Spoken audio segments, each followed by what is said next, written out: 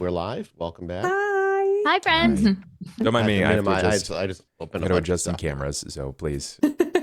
Oh yeah, you're good. Hello, everybody. Welcome back to the Sin Providence episode. I think we decided it was 19. It is like 100% 19. Yeah, we move if along. my notes are right. Who knows? I don't write episode numbers on my notes, unfortunately, so I have Me no idea. neither. I organize my notes by thoughts and conspiracy theories, they are That's not the dangerous way to organized do This by. is telling by organization. I have a table of contents. Oh Lord! I do the episode number and I also do the date that it happened on. Yeah, Insane. I for sure organize mine by conspiracy theory. That's why I have random. I also love that. Yeah, no, you're right. No, because 17 we didn't do an after show for 18. That's right. one for Last time 17. because I had to bowl early, and there were only 3 of us. All right, so the YouTube's down back by 2 episodes. Listeners, don't worry, we'll get that up there soon. We're gonna get back into the show today. Welcome back. Thank you guys for popping in here and watching the show. Before we get in, just a big thank you guys for showing up, for watching the show, for being here all this time. If you guys want to be part of the community, feel free to jump into the Discord. Our Discord is totally free. You can is a huge community there, people talking about the show that we do. And if you want to go above and beyond, you can subscribe here to Twitch or head to our Patreon, where you can get after shows after our shows over at patreon.com/podbynight. We can kind of just jump in since we're starting a little bit late. But before before I take the reins, there should be some. Who wants to take what happened last episode? Give us a recap. Oh, I'd be happy to, because it was the episode where we filled Janet in on everything y'all had done the episode prior. Not only Janet. was money taken from her container. Yep. By you, Tracy. Why are you looking like that? You did it. That's why I was thinking. I was like, whoever could have done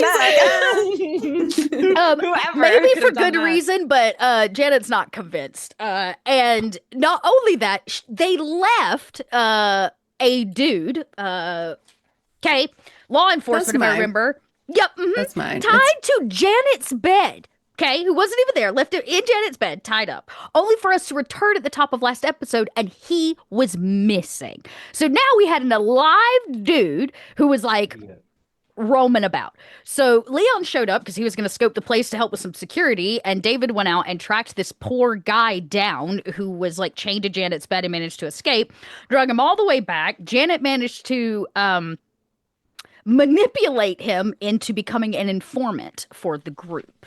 We got his name is Jeremy, and he's supposed to actually return in 48 hours to let us know if he's taking her up on the deal or not. He better say yes. And then we were able to kind of wipe the memory of him being flown in by David. So he's doesn't know we're kindred, but he is,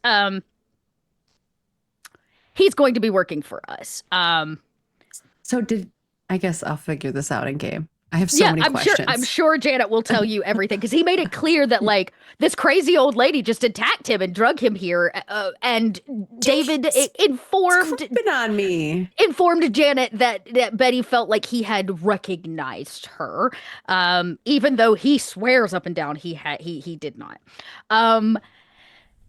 Then we had a very long conversation about security on the location and the changes and upcoming building things that need to happen for the quarry. But David expressed his struggles with the conversation he had with the ladies regarding the masquerade and his understanding of why it's okay to break it when you're not supposed to break it. And Janet tried to help him understand or give him a different perspective. Whether that worked or not, I guess we'll find out.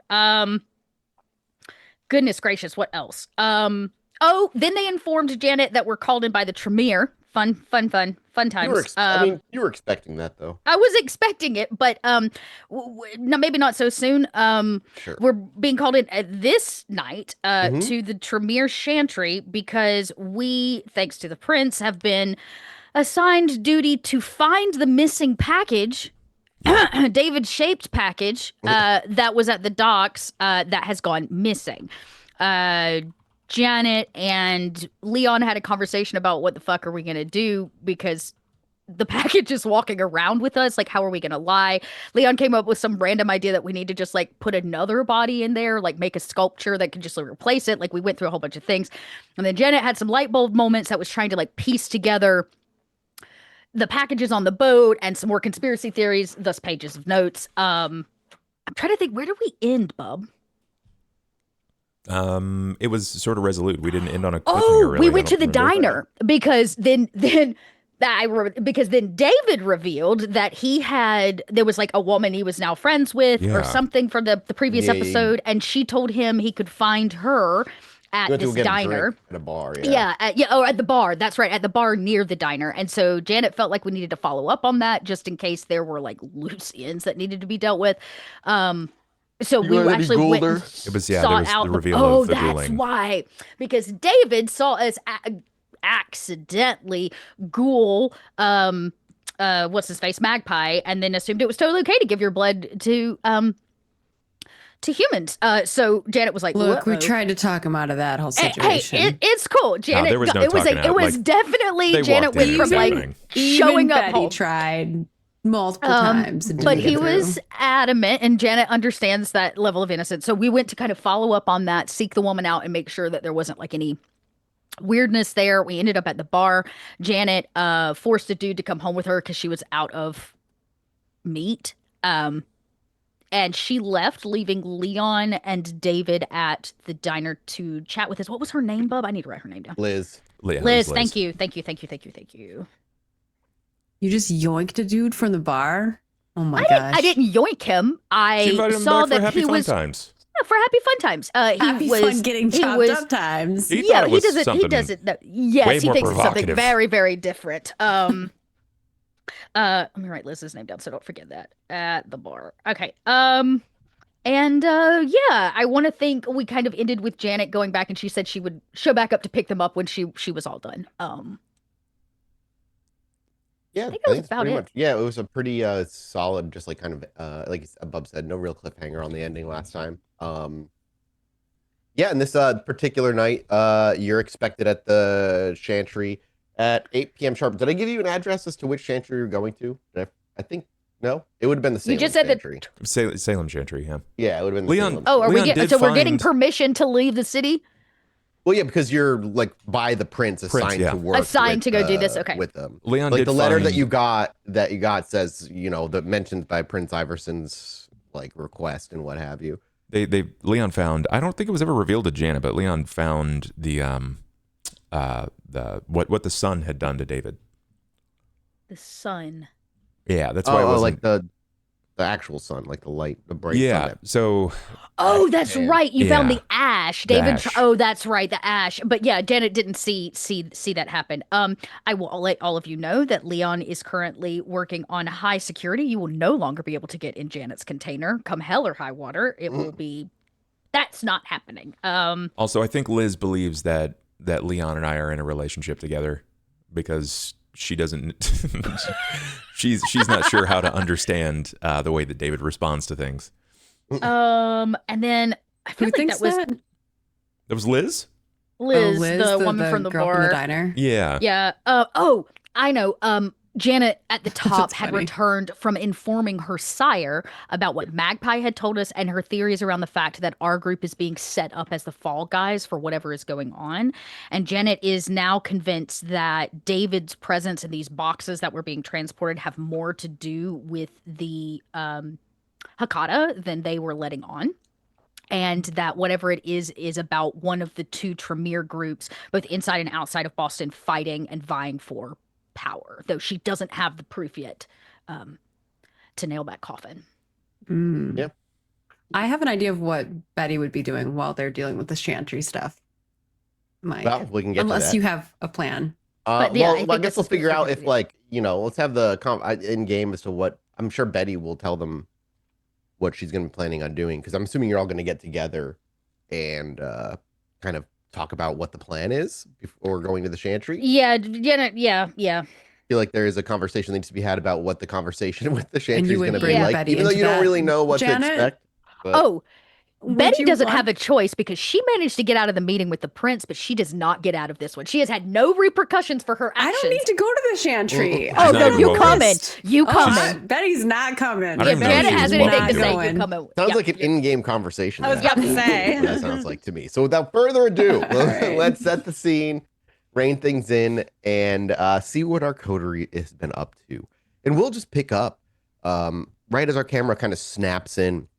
We actually see, as our camera fades in, the headlights of Vera's car. Vera, Jesus Christ. Janet's car. Wrong game, wrong universe. Right. Well, same universe, I There'll guess. be days where I kinda. just say Dakota. It'll be. Yeah, Oh, yeah, it's God.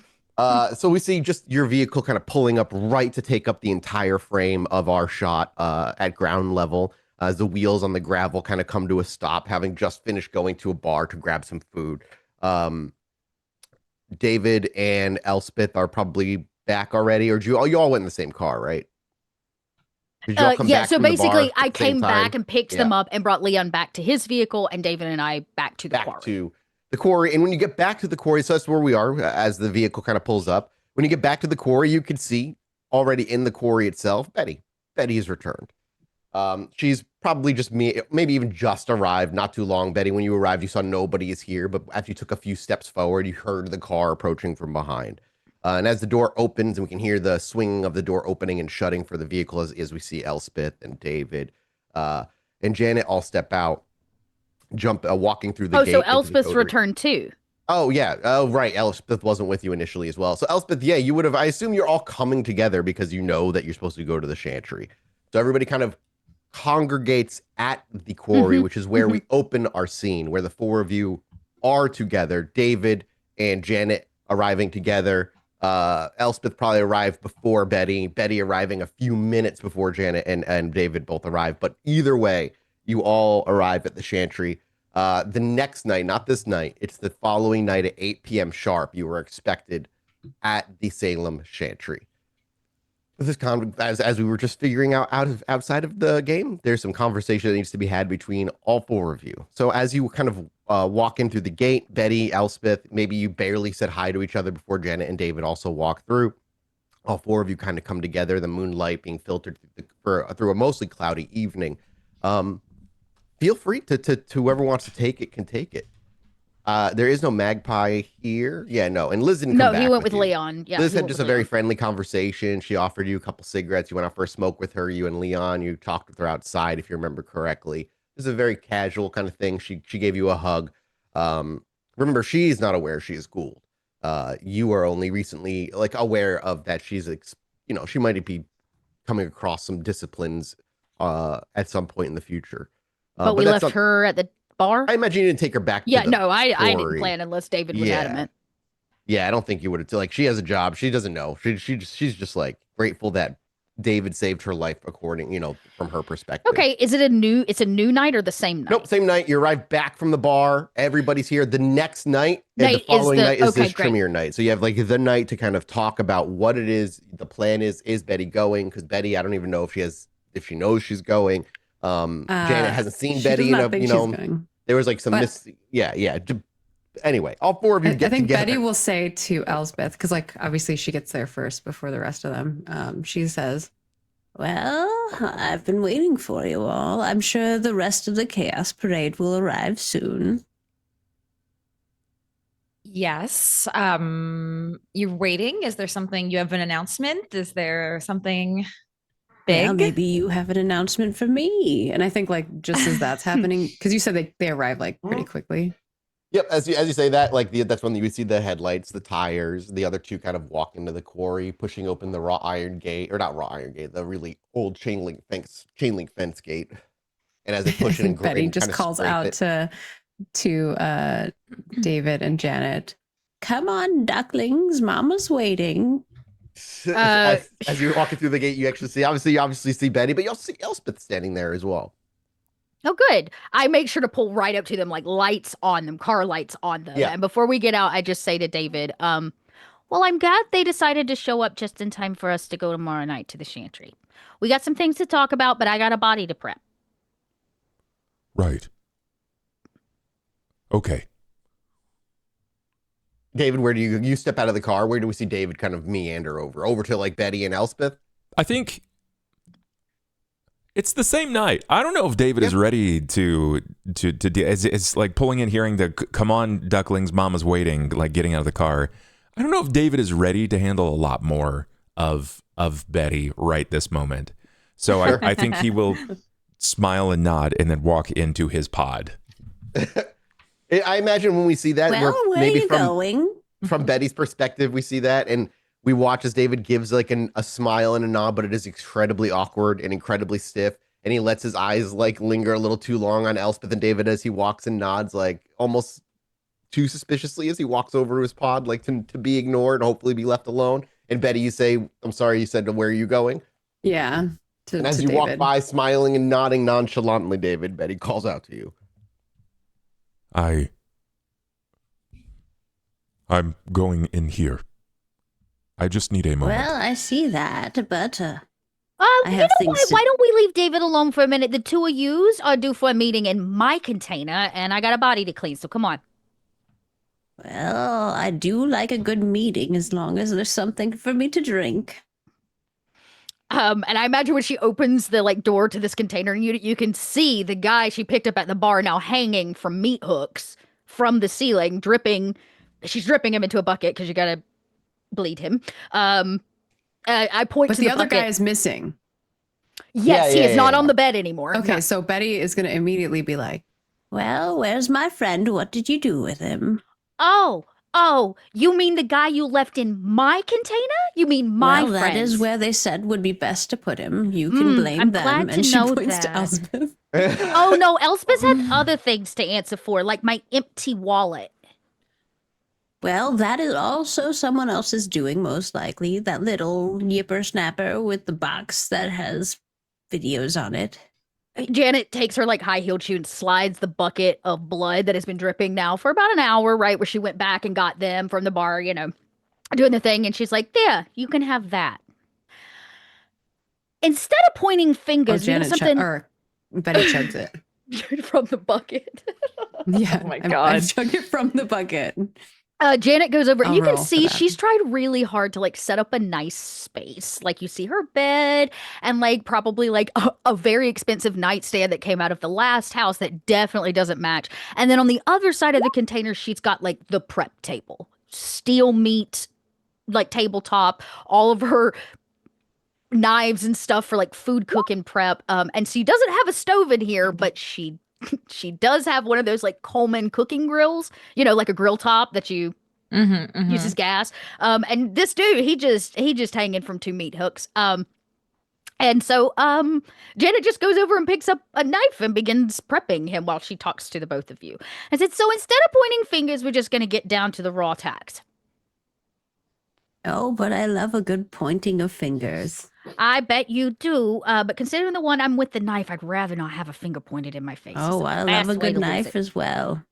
Now, that being said, and she begins, you know, kind of cutting and chopping and prepping, and she says, so, tomorrow, we are all called to go to Tremere Oh, I Chantry. was not called anywhere. My name was not on that list. That's simply because they're unaware that you're part of our And it's code. better we keep it that way, Janet. I understand. But if you want to keep showing up, using my stuff, on my property, and being a part of all of this shenanigans that you so very much love, then you are going to take up the responsibility to join us. Well, let's see. No. If you choose not to, which is absolutely your choice, you can leave now. Oh. All right, then. Goodbye, Elspeth. Have a great time. I know you all will call calling again, and Betty will Betty, take wait, the bucket. Betty's walking with the bucket. That's fine, you She's can gonna take the leave with bucket. are you sure, Betty, that you don't want to come with us? You know, it might be good to just get some info on what's happening with like David and what the Tremere want. Like, this is all kind of part of our bigger plan, right? Don't you want to be a part of that?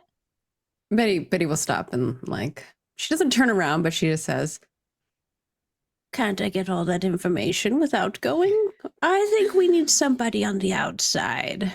And she will then continue to scurry. Unless you stop her otherwise. And I'll just kind of talk a little bit louder. And speaking of David, considering the fact he's the package that the Tremere are looking for, we have a very hard conversation to have with him about the fact that somebody believes that he belongs to them.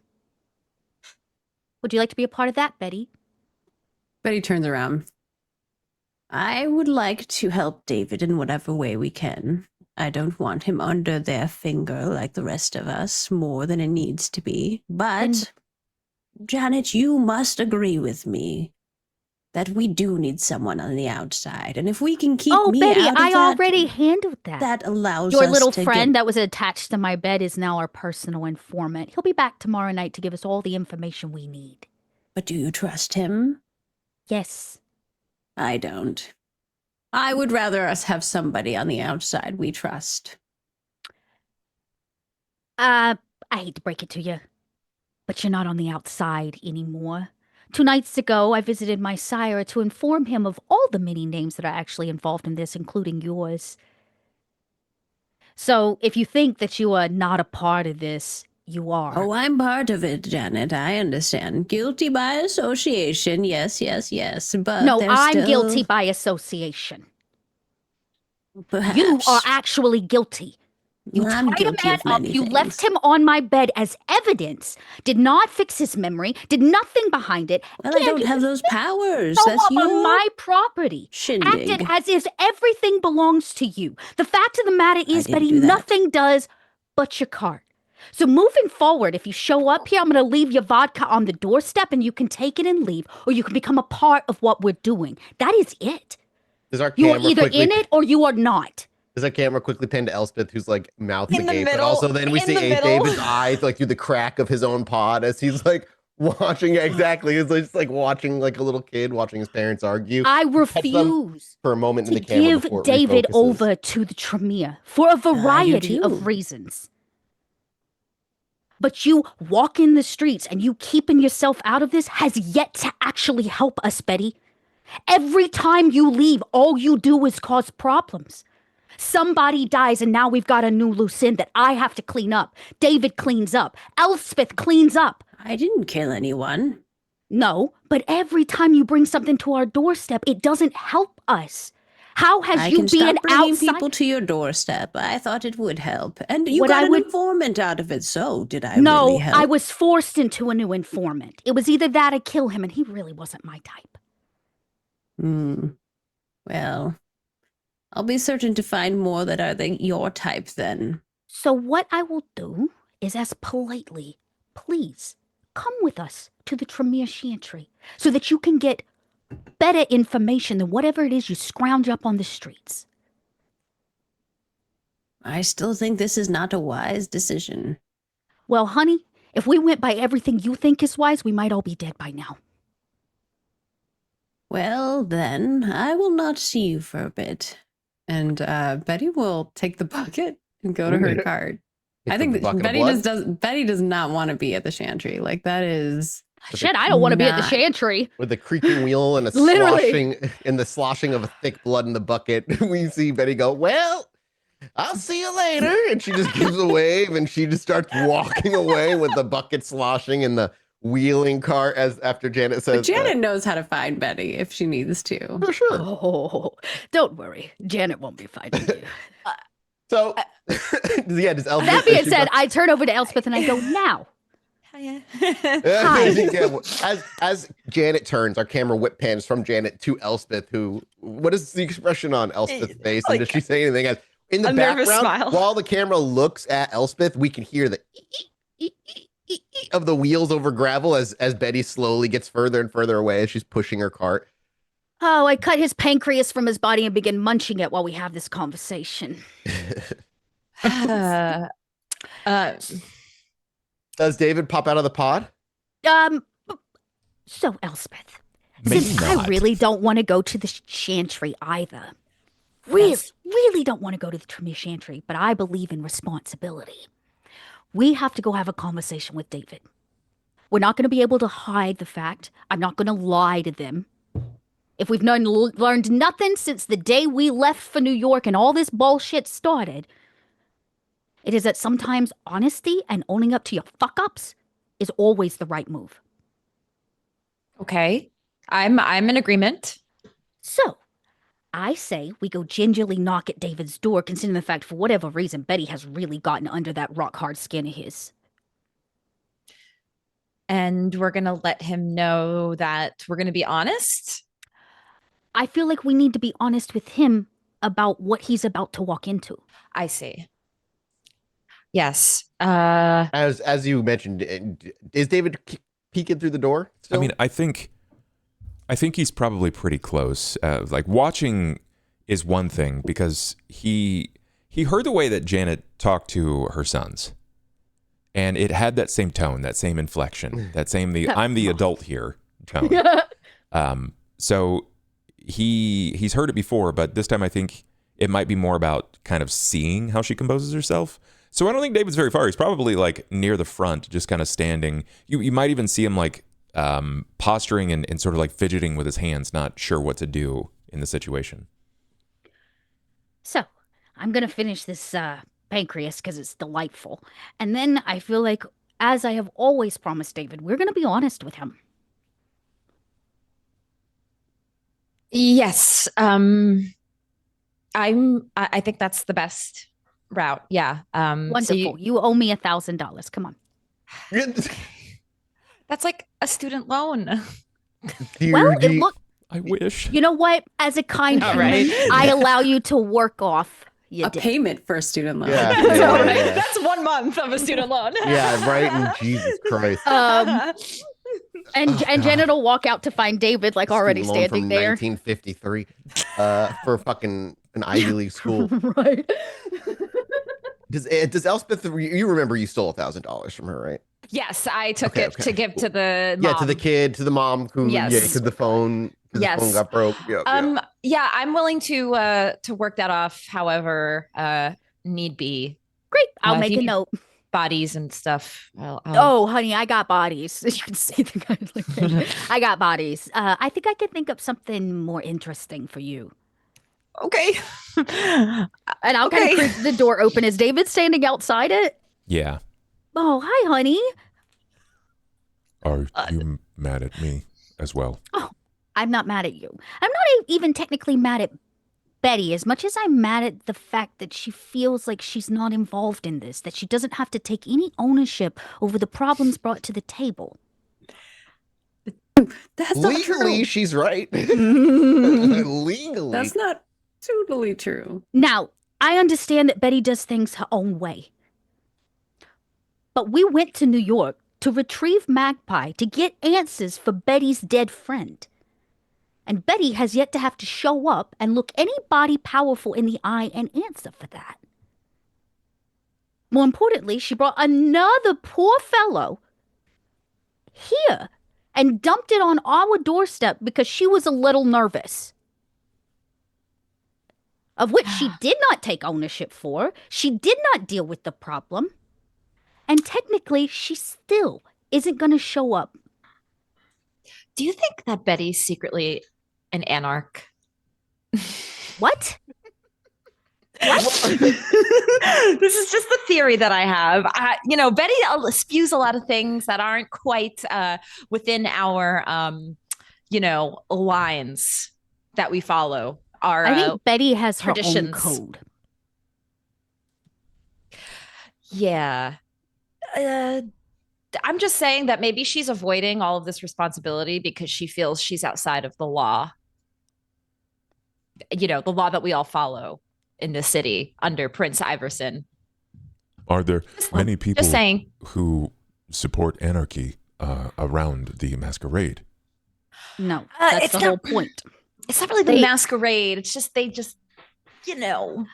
They're upset because people are telling them what to do. So therefore, they go and they make their own rules, which inevitably tell other people what to do. So they kind of just anarchist against the system in which they now feel they have permission to make their own system.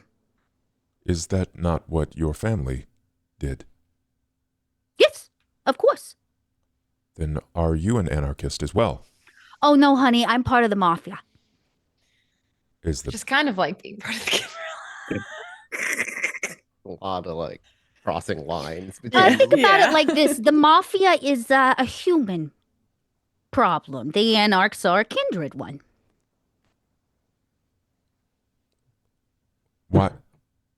What is the Anarchs? Well, they're just what I told you, honey. They are kindred that feel like the masquerade is squashing their freedom, so they go movement. out. Oh, a movement. Yeah, more like a bowel movement. I'm quoting that. That is a quote in my journal. That is so good. They are the excrement that leaves the masquerade behind so that they can go and do things however they see fit, quote unquote, without the consequences of the masquerade. Is that not what everyone else has been doing around me the entire time? As we spoke about yesterday, yes and no. The masquerade exists so that, or so they believe, we can all stay safe and better. The anarchs, they don't really care about that. It's confusing. They just want to keep like themselves. It is confusing, honey. Welcome to adulthood. Now, that being said, as much as I'd love to continue bantering about the anarchs, I've got What are your points in politics? 2, 1, 1. One? One. Yeah, yours. What about in one for you? Yeah. I think both you, Elspeth, and I mean that might even be why it pisses Janet off. Is like you say, like you talk about the anarchs, but like they also technically follow the 6 traditions. Mm-hmm. Like they still follow the masquerade. Like the only ones who don't are the Sabbat. Sabbat, yeah. Like they create their own government and then fall in line anyway to hide themselves from mortals. The fact of the matter is, no matter what you want to say about the anarchs, when they get into their little hidey holes in their clubhouses, they still end up following the traditions, honey. They just do it by what they consider to be their own standard, which is why I believe that Elspeth is not entirely wrong. I think Betty's more of an anarchist than any anarch. You know? Hmm. Does David know the difference? I do not know where I fall amidst this group of Camarilla and Anarchs. I completely understand that. Most of us wake up every day questioning which side of the line we're standing on. But there is a line. To some degree. It can be a little muddy from time to time. Honey, look, the line is, do you answer to the prince or don't you? When you answer to the prince, you get all the lovely protections that come with that, but you also have to, fall in line. So now, all of that to be said really has nothing to do with what Elspeth and I really need to talk to you about. So, the night that we found you, you remember that? Yes. You went and found Magpie and he put the rock in your chest and all that? Yes. Okay. We were sent as just a pickup crew. We were delivering a box. Technically not the box that you were in. You just came in on the same shipment. When we got there, lo and behold, bing, bada, boom, had caught a symbol on the box. You pop out like a Christmas present, okay? Being the good people that we are, knowing that you had sentience, I was in no place to tell you who, where, or when you should be. We've always at least attempted to let you make your own choices, David. Unfortunately, just like the box we did deliver, the box that you came in belonged to someone.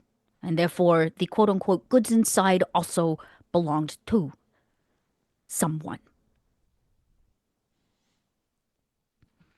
That someone is now looking for his missing goods.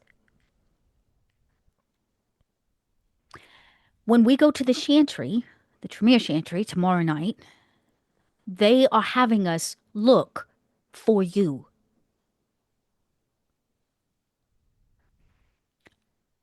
I will not be the one that turns you over. But I recognize not being truthful about the matter puts all of us in great risk. So, because you are not a child, and because I believe that you have the capacity to make a decision for yourself, I need to let you know that the Tremere believe they own you. This chantry is going to send us out looking for an object in which we already have at our side.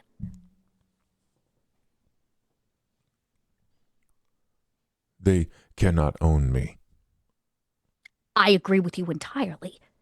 Now, I am convinced, though I have no hard proof, that they didn't actually expect a living, breathing, sentient person to step out of that box. In fact, for whatever reason, I believe that your awakening, your birth, if you would, is was not in their plans. So before we show up tonight and have to stand in front of some of the scariest people in this city, okay? I need us to all talk about what is the game plan. I don't understand why they are scary. They have magic. Yeah. The Tremere have abilities and knowledge that far surpasses the average kindred, even sometimes the prince. And in fact, they're so powerful that they get to operate within their own walls and not have to tell anybody, not even the prince, what's going on behind them. Now that's power. I think that I am something that the Tremere fear. If not because of what I am, but because of what I mean. Yes, I partially agree with you. What Leon's sire said was that I was more than one, that I was three, that there were three to make me. And Right. if it took three to make me, I was not made out of people like Mutt and Cardboard and Barnacle. Mm-hmm. Thank God. Thank God. But that means that I was made from others like you. And if there were three others like us that were used to make me, then that means that they killed three to make me, and I am proof that the Tremere broke rules. That's a good point.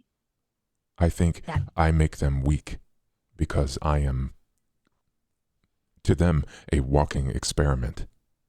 And I am Do you know proof. what's going on with the Tremere in this city right now? I don't even know about the Tremere, just that Okay. people are afraid of them. So recently, the Tremere they had a little bit of a breakup, if you would, a little bit of a war where they vied for power. When it was all said and done, two groups of Tremere remained.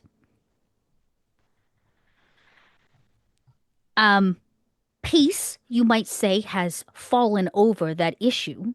But if you've ever read anything about war, we know if both sides still stand, one of them inevitably will kick that war back up. Do you remember when we were still at the house and you told me you felt like you were a weapon? Yes. And I told you that I didn't believe you were a weapon, but I did not mean that other people couldn't use you that way. That you couldn't use yourself that way.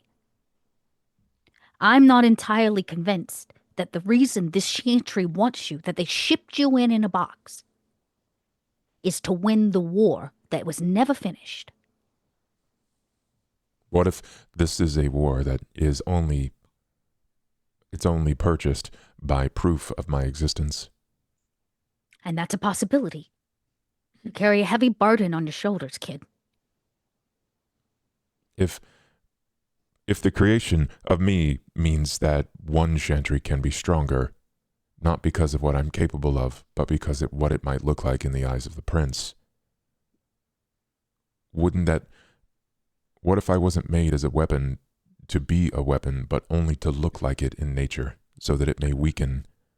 Well, strange thing, kid. I'm not actually convinced the prince isn't in on this. Not only was she the one who assigned us as the hunting party for the Tremere to find said lost equipment, but she just happens to be friends with the man who ordered that shipment into this city and who paid Magpie to assure that if you showed up, he stuck a rock in your chest. So either the prince is being played or the prince is in on it. I think it is the former. And that may be true, but I have no hard proof. Unfortunately, Elspeth and I are in a position where we have to go and answer for this, just like you do. But I can't lie to them, David. Because one, more than likely, the Tremere will know. Two,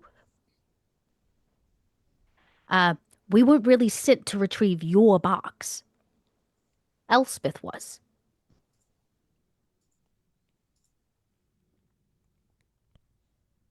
So my question to Elspeth is, what do the Cappadocians have to do with all of this? I wish I knew. Well, it's funny, considering the fact your sire is the one who told us that the last thing we should do is hand David over to the Tremere. Remember that conversation? I do.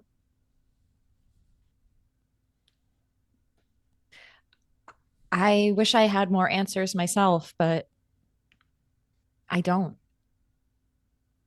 I don't know what their plans are. I don't know much about anything at all, really. I'm as out of the loop as everybody else. How many years have you stuck your nose in books? A lot, many. Okay, then stop telling yourself you don't know anything. You know a lot more than you think. You need to have a little faith in yourself. A little faith. Okay, I can try doing some research or understanding. I mean, I don't have much time now. We're going tomorrow night, but What do you know about your clan? And I don't mean the Hakata. I mean, you know. I know that we're pretty ancient. Right. And what would that bloodline have interest in either stopping, keeping David from, or inevitably waking his ass up in all of this?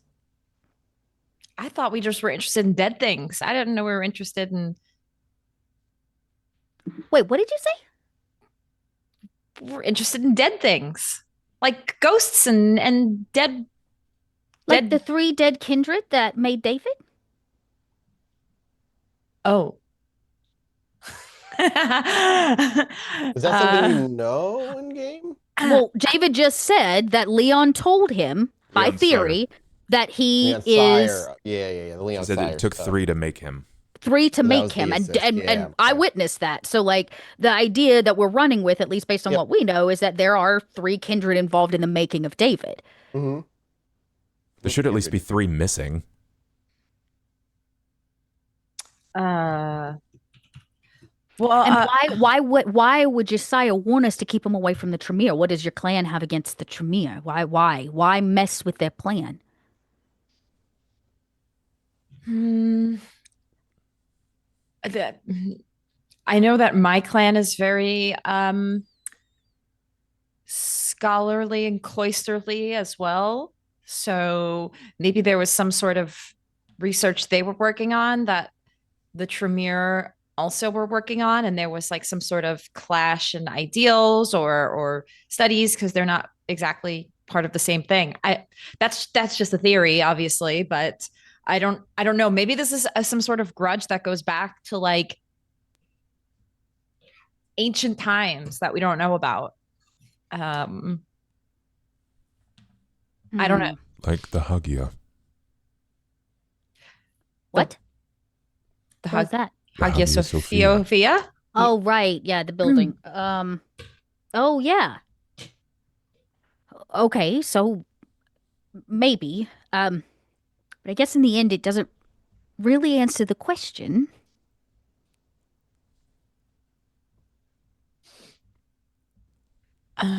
What are we going to do, David? Because when we show up and they ask us to go looking for something and you're standing next to us, what do you want to do? I just want to survive. Their want for my survival, I don't think, is aligning, but I do not think that they want for me. They want the story of me. They want proof of me. Okay. You're right. You're right. Okay. Well, then it sounds like we're telling the truth. I cannot lie. I'm sure you have seen. I have. But I will not It- happily volunteer. Not my own life, but mine before yours, and yours. And what now. if they tell you that you have to stay forever? Then I will destroy them. Oh. Okay. If I am to be made property, they must prove to me that they are stronger than me, my will, and my desire to survive. Okay. Not the greatest plan. I will not See, the simply tr- submit. And my hope is that none of us have to. But we need to be real careful about what we say and do.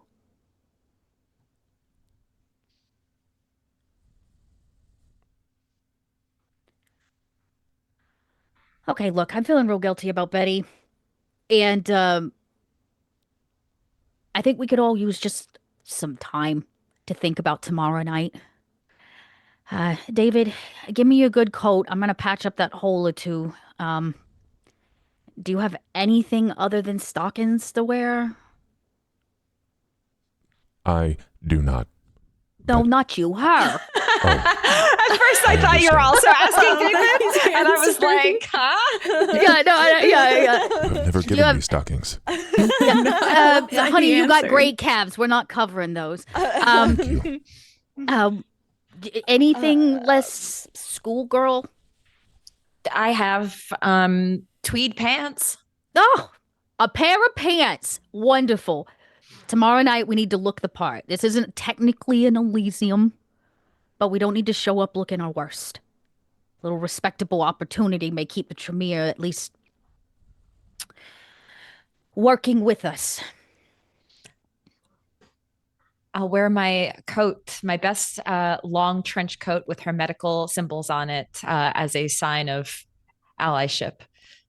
Is it possible for you to fix my clothes? It still has a shotgun blast in the front. Yeah, honey, I'm gonna patch your clothes. You know what? Thank So you. this is a cue. Take your clothes off. I've can go never been naked. more excited. I know. I had a feeling. Just hand them over, and I'm gonna stitch and patch some things. He gets completely naked. It's thank you. Okay. Oh my God. All right. Well, missed that. I'm going to go try to make amends with Betty. I know you're struggling with certain things there, David. Clearly I am too. Clearly I am too. It will be fine, Janet. I Yeah. won't let them hurt you. Oh, honey. I've been hurt a lot in my life, both before and after I was a kindred. There's very little they're gonna do to me. If they want to get rid of me, just get it over with. I'm more concerned about what Betty is capable of. Just roaming the streets. Betty is very old. Yes? She is a survivor. Though she does not like the things that I think or do, and she approves of what most of, I think, groups would not approve of, like my nakedness. I mean, last time I checked, she was all about you taking your clothes off. I think In Betty fact- will be fine. Oh, I've no doubt Betty didn't survive this long without our help. That's not what I'm talking about. I've learned, if nothing else over the years, and in the short time that I've had to be a quote-unquote coterie with all of you, that maybe I was a little lonely. And I get the feeling maybe Betty is too, and can't really admit that. And if I'm going to be part of a fucking coterie, we are gonna do it right. Which means we show up when we need to show up, and we don't leave people out in the cold. I have someone Whether I would like to go talk to as well. Oh, well, sunrise is soon, and we got to be there early tomorrow night, 8 p.m. Mathis, how much longer before we have to, or forced to rest, or before there's sunlight? Probably another couple hours. Do you That's think? about it. Do you think I would have enough time to fly to what is it? A Wither in Bloom? It's to Annika's. Are we allowed to? Or are you allowed to? I think we're technically. Technically, we Nightshade and Bloom, yeah. Nightshade. Nightshade and Bloom No. is in Salem, which is outside the city. The only reason we get to go to Salem tomorrow night is because we've been given permission. Yeah. Even Annika has said like goodbye to Elspeth essentially during their talk, was like, I'll see you in 6 months, basically. I mean, you could break the rules if you wanted to. There's no guarantee she would be there either, though. That's true. That's very true. I think they would probably mention that. What if I spoke again to Annika alone? Maybe she will tell me more than she will tell you. Possibly, but the fact of the matter is we're really not supposed to go out there without permission. Tomorrow night is the night we have permission. So if we want to go see Annika, we should wait until tomorrow and do it on our way into Salem. Though I cannot promise you it's not going to break a few of the rules. True. Each or of you you could have write- shown me that I must break rules from time to time. Y'all got a phone No. at the shop? Your shop doesn't have a phone? Oh, at the Nightshade No. and Bloom, yeah, there's one. Oh. Oh, wait. Yes, we do technically have a phone. I mean, Yeah. a business phone. Yeah. Yeah. Will somebody pick up this time of night? Possible. Probably not. The business is closed. It is only for business at the shop. We don't use it for anything else for safety reasons. Well, that seems like a solid rule. All right. Well, let me go see if I can find Betty, make some amends. She's only walking. Like, conversation was, I know that I'll be able to pick up with her in the car, which is the plan. The But I funny go back. thing is, juxtapose this. That is where she's headed. I have an interview. I got a job interview, bro. You've got to go all the way to Salem on foot. Just walking. so- Roll so the cart. Up to And Salem. Janet goes into the container and she's hidden like the last bottle of vodka that came out of the house, right? Because Betty drank most of it, but she's hidden like the last bottle. It's like hidden under something. She grabs it, maybe a little bit of an olive branch, and she says, I'll be back before sunup. Just nobody leave the property. Why don't the two of you talk about it? Okay. I'll be here. I will stay. I'm not going nowhere. Thank you both. And when I come back, I'll patch those holes. It'll look brand new. We watch as Janet walks off to the car. And as the car rolls away, does Elspeth and David want us to have any conversation between them, or does the scene like kind of fade out, fade in as the car rolls up on Betty? I have nothing pressing to Okay, cool. talk about with David. Do you think that they will keep me tomorrow? I don't know. That's probably my biggest fear. That would happen. And I could see a world where that does happen. And that's the scariest part of this entire meeting. I don't care what information we give them, blah, blah, blah, whatever. My fear is they want to keep you. And what if they decide to just willingly let me go, knowing that I am, or I was, a package of theirs? What if they are willing? I mean, is that scarier, or is that better? I don't know. To me, like the best, and this isn't exactly the best option, but like, to me, a win would be they take your blood and let us go, because like there could be worse things that they could do. Having your blood is not good because they can do all sorts of things with it. But like, if they just take your blood and let us go on our way, that's the best option. But I don't know. I honestly, I don't know what will happen. But if they say like you're theirs and then they let you go, that also seems a little off. So I'm not sure. Do you belong to someone? Do I belong to someone? I mean, I am the responsibility of my sire, so kind of, if like I fuck up, it technically according to the masquerade or the tenants, Is that because you were embraced and you were born again as a kindred? Yes, correct. I was not born. I was arranged. How do you know this? I feel it in me. I feel things that make me different than others. I feel conflicting ideas and memories that aren't entirely my own. You could just have some weird memory loss type thing. The embrace might have look, all I know is there's lots of different types of embraces, and sometimes they do some kooky things. Like mine is really painful, and like when I was embraced, it was hell. Okay, that was not fun. For some people, it is like the best thing. So maybe you had some sort of trauma response from it, and you just like have no memories. Like we don't know. That's my theory. It's like grasping for straws. I mean, you may have heard a couple of rumors that Malkavian embraces can be quite difficult on the mind of the individual. Yeah, there's all different types of ways that we got here. Everybody has a different experience. So look, if they can actually help us with some of those answers, that's not the worst thing in the world. It could hold some power over you, and that's not great, but it could also give us some answers. And they are compliant within the Camarilla, from my understanding. So like, Question for you, Elspeth.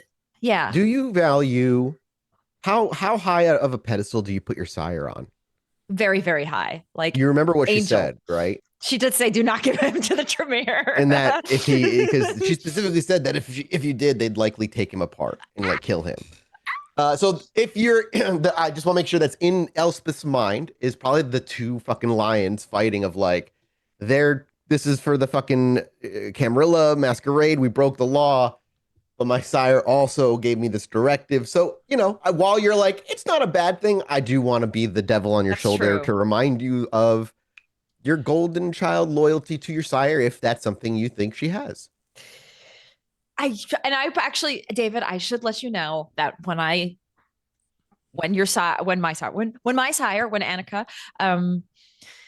when she was telling me about you, she was very, very sternly adamant about you should not go to the Tremere. So I can't. I am keeping this cool composure, but I'm also thinking about the fact that like this could be very dangerous and scary, and I shouldn't shield you from that inner voice that's terrified for what could happen.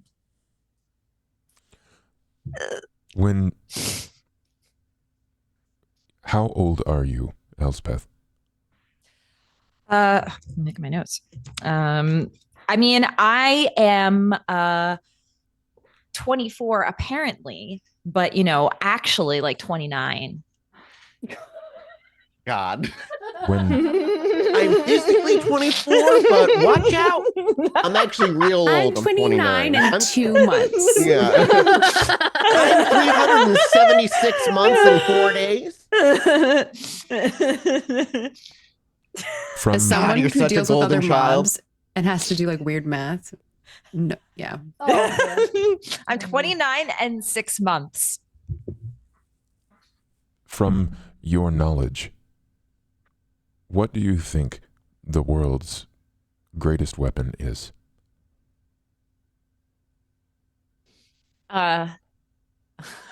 from my book, from like, the real world, like nuclear bombs are pretty up there. When they wrote about the nuclear bomb, who made it? Does David ask that out of curiosity or Oppenheimer. to make a point? I think it's both. Okay. Well, When David asks that, just as she says it, you suddenly realize you actually know the answer to that question. However, Elspeth says Oppenheimer, and you know that to be true. You don't know why. You just do. Wait, David knows that to be true? Yes. Oh, interesting. What did the world do when Oppenheimer made the bomb? Well, Oppenheimer made the bomb. I don't know why. What did the world do? I mean, for some reason celebrated at the time, but maybe not really thinking about the ramifications that it has later on in life when they were implemented. So the Allies celebrated, but the enemies, how did they respond? Not well. Am I an ally to the Tremere or am I an enemy? And how will they respond? And am I their bomb? From what my sire told me, that is what you would be. Yes. Did they take their first bomb apart? Or did they simply just try to keep making more? Now we're getting to history Elspeth might not know. As you get deeper and deeper into like the details. I don't know for sure. But we can't say for sure what the Tremere, what their way of going about this would be. They might not react the same way the U.S. government did when Oppenheimer made, nuclear weapons. They may have different ways that they go about it. Did they know? Did they know what the bomb would do?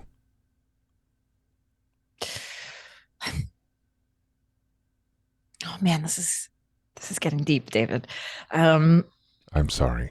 No. It's okay. I love our conversations, David, because you make me think. Philosophically, which sometimes when you're like more of like a bookworm, you just like think one way and just read and understand, but you don't think about the things deeper. So this is good. To answer your question, I think they knew, but didn't care. I think they knew what it would do. I think they knew that it would kill millions of people, but they just didn't care. If the bomb had free will and the ability to think, would it always be a bomb? Possibly not. Maybe some would and some wouldn't. That's the nice thing about free will. I hope that they did not intend for me to hurt many people. I hope so too, but a lot of things, when they are, well, depending on whose hands get into them, it could be used as weapons rather than tools. I don't know. I'm sorry that you have to go through all of this, David, and think about all of these things. I just want a milkshake. Me too. I'm glad that we did not have to kill Liz tonight. Yeah. wasn't there. I'm glad too. She seemed very happy for me and Leon. I don't know why. I'm happy for you. Okay. Are you... What happened at the milkshake place? It was a bar. It was not the diner. It was a bar. And I tried to have a cigarette, and I did not like it. Mm. It was very bad. Yeah, I never understood that whole fascination with mortals. But it's not for everyone. If the bomb was alive, I wonder if it would smoke. And now we trail off into the if the bomb was alive questions that David suddenly just starts asking, some deep, some rather surface level. But eventually our camera pulls away slowly before it does come back into focus with Betty. We see her pushing her cart, maybe lapping up, dipping her fingers in the bucket of blood occasionally that's probably hanging from it, and just like licking her fingers. And from behind you, Betty, though we're rather in focus, we see the out of focus headlights of a vehicle coming up on you. Could You I have obviously found one of those giant boba straws? Yeah, absolutely. You reached into your fucking cart of many things and you pulled out a boba straw. And so yeah, it's probably used, but it's for, who know, you don't give a shit. Trash boba straw. Let's Yeah, go. yeah. Yeah. Janet, as you roll up on Betty, do you honk? I don't know. How does Janet approach? I would just roll. I'm not like I don't want her to think I'm like speeding up on her. I'm gonna run her over or anything. Like I would just kind of God. roll, We're just like roll. behind Betty and we just see Yeah. the lights go behind her and get bigger quicker. No. I just kind of roll up slow and I'll kind of roll the window down. I like put the bottle of vodka out the window. And you hear probably a deep breath that Janet doesn't need to take, and she says, "I'm sorry. Sorry." Betty's still pushing the cart. Are you driving while you're Yeah, holding Yeah. out. I'm just kind of like, and I'll I go at love like, that. 2 miles an hour I next love to you. that's Yeah. the scene of that. Betty continues like pushing the cart. And she's just like, if you're here to hand deliver another ultimatum, you'll need to get in line. It's The not an Tremere ahead of ultimatum. you. It's an apology. It's an apology. An apology Yes. from you. Yes. Is that so hard to believe? Janet Janetti has feelings? Great. No, Thank you. I accept your apology. And she grabs the drink, Wait. puts it in her cart. Disappears from sight when you slide the vodka into the cart. I mean it. I feel like I needed to say I was sorry because I raised my voice at you and that wasn't very fair to project my feelings onto somebody whose fault it's not entirely. We all make our own choices and we didn't all get here because of everything that you did. We've all fucked up. I find myself frustrated because I have always been jealous of your freedom. Oh, I'm not free either. None of us are, and you know that all too well, Janet. I do.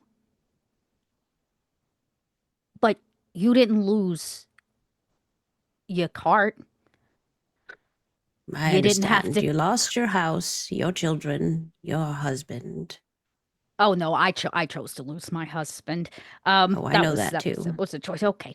I think what I'm trying to say But is then, I feel if you didn't care so much, you wouldn't keep things. His things. I only have one of his things now. I struggle with the fact that no matter how hard I work, no matter how much I give, blood, sweat, tears, I don't know, my own innocence, that in the end, I still have nothing. And maybe for the first time ever, I actually have something worth losing. Oh, and what is that? Well, all of you.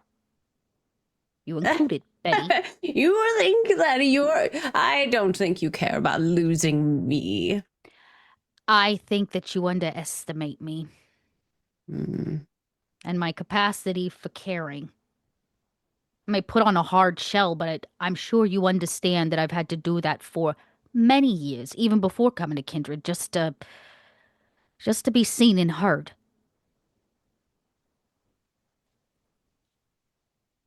Well, why do you want so badly to be seen and heard? See, I prefer to not be seen nor heard.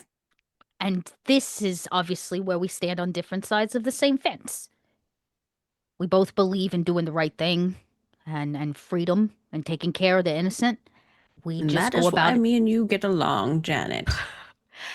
Yeah, here we are getting along over a bottle of vodka. I think you're not entirely wrong that we could use an outside person. I think what I would like to ask is that you find it in your heart to have a little bit more respect for the things that I do have left. I can do that. I think you misunderstand me, Janet. I have respect for your things, and although I So- don't understand always why you want all those things, I I don't need a lot respect of you stuff. and what you do and how you do Leaving it. behind an FBI agent on my bed is not respectful, Betty. Well, I didn't know all the details, but what would you rather me do? Well, since you decided to kidnap him, I would have rather have you have dealt with the problem. Well, see, the problem was that I don't have the powers to remove the memories. Well, then And maybe you you do. shouldn't have kidnapped him. Well, maybe he shouldn't be creeping on me. Look, if I kidnapped every man that's ever creeped on me, I would but have you see, you do sometimes. I know you do. I see it. sometimes, Yes. but and I I don't also get to do clean that up- anytime. But 'Cause I no one don't is usually bring my creeping on me. victims to your cart and leave it there for you to clean up. That's fair. That's fair. So I guess what I'm saying is, I trust that you have the right intent, even though sometimes your impact may be a little off. And I am would s- allow you to bring yours to my cart if it was something you knew I could take care of. Well, I'm And you glad do that you bring things trust. to my cart. Just different types of I things. I don't know that vodka really counts. I think what I'm saying is I'm glad to know if I ever needed to hide anything, your cart was available to me.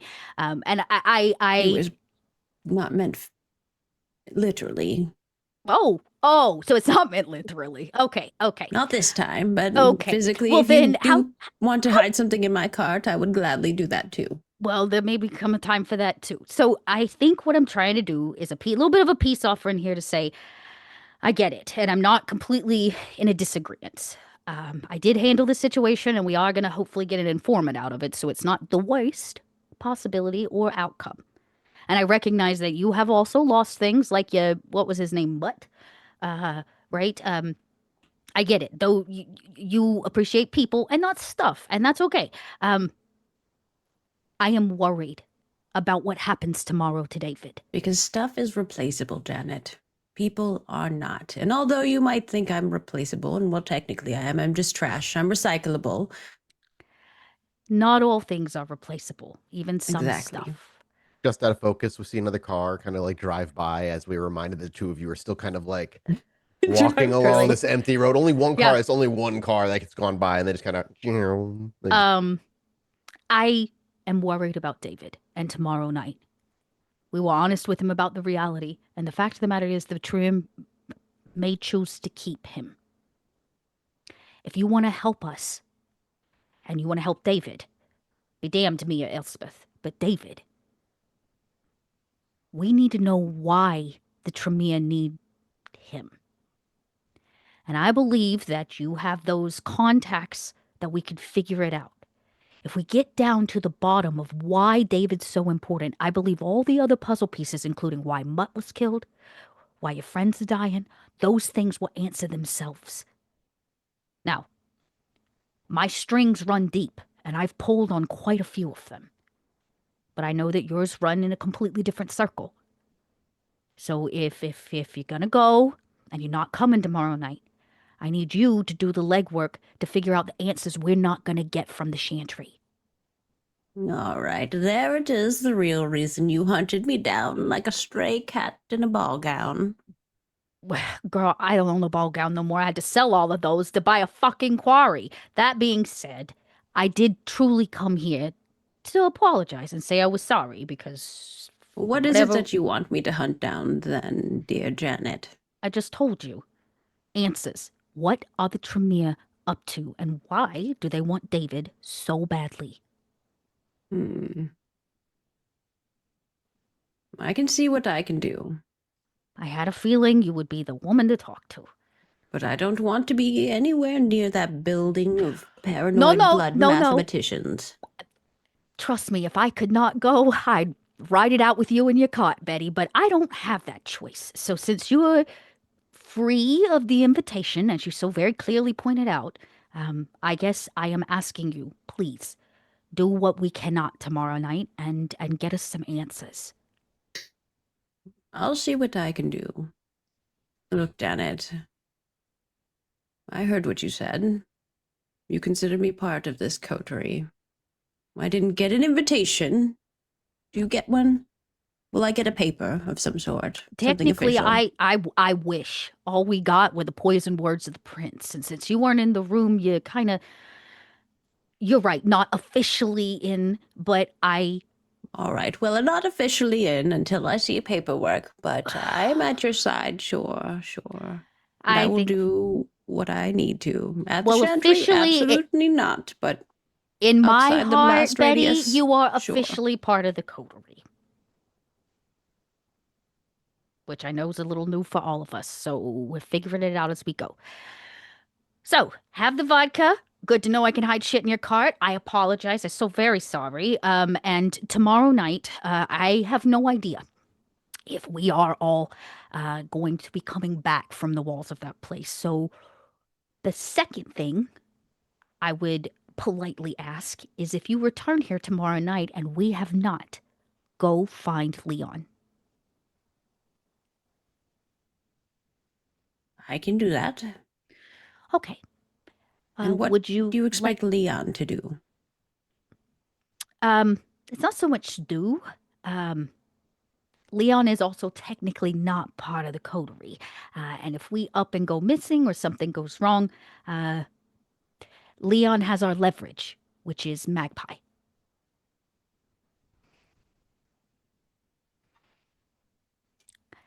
Would you like a ride? Well, where I'm going, you're not allowed. But I can go to the city limits. I wouldn't mind a little speed. And she's implying something else, but she does shamble her cart. And I'll try to help you put the cart in the back because it's a pretty big SUV. And I'll drive you to like what is considered the town limit where like I can't cross, but I will drop you off. All right. Can you do so? And then Janet head back to the quarry.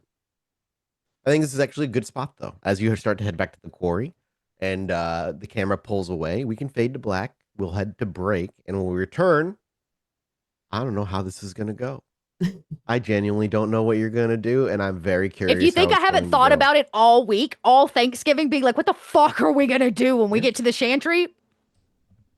I kind of hope that like things go well, but they don't come back.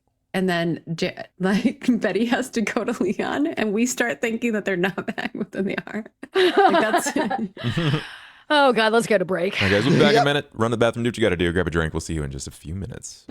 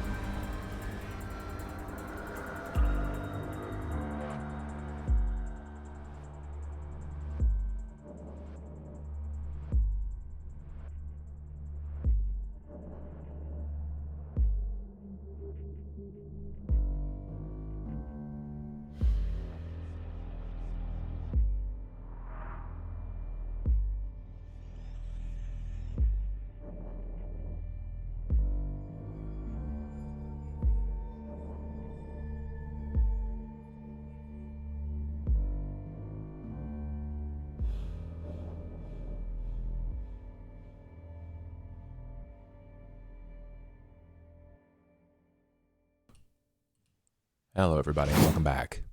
Yeah, welcome back from break. We did we're not make a single roll that last half. Hey, sometimes we had episodes we did that a lot in RP. SOS too, where there's just like sometimes it's just no rolls, man. So we're It's the gonna first time the whole group's been back. We needed an RP moment, everybody. Oh yeah, and I Just mean, need to, you know, it's an RP heavy episode with what's planned anyway, so don't worry about it.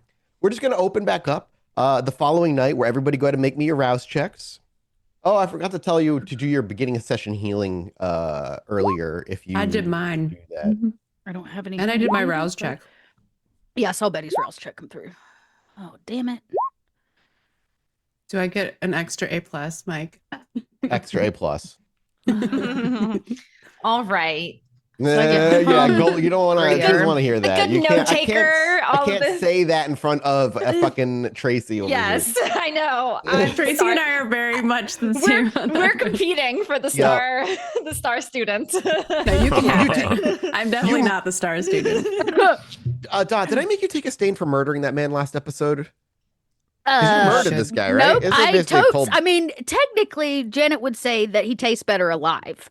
But Do you just harvest an organ and let him go? No, hell no. I harvest him Okay. till he's not alive anymore. Now at Okay, this so, point, yeah, he's okay, all fucking right, dead. all right. He's So, He's dead. like, then you're taking prolong a the stain. torture leading to death. All right, yeah, Jesus yeah, Christ. he's dead. He's dead. Right. I don't He's even not doubt that dead. might be He's like worse. alive. Okay. For well, now. Are you letting him go? Because all right. So No. all right. Thank you. There's a missing person in He's Waltham. married motherfucker. He's alcoholic. I want his liver. I want it all. Okay, take There a will be sting. nothing left of him. I don't know how to Take a do that on Demiplane. How do I put a Oh, I sting? don't know. You put a little mark on the humanity, like the little slash. Oh. So humanity stain. Why do I have a stain? Why do you have a stain? We did What'd you do? remorse. I think I just forgot to get rid of it. But I was like, oh, you do this, and then I noticed I had the stain.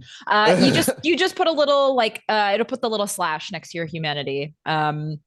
Okay, so the 6 humanity in the 7th box, I just put a slash. Correct. And Got then it. when you click Understood. on humanity, you can roll remorse, and it'll. Oh, I do that see. for Okay, you. that makes a lot of sense. Hang Thank you, on, Tracy. I'm just taking a note. There's a Mhm. missing man in Waltham right now, so I don't forget that. Well, good luck okay. finding anything left of him. Oh no, that's fair. It doesn't mean that they may not pop up at some point. It may just be a note I forget about forever.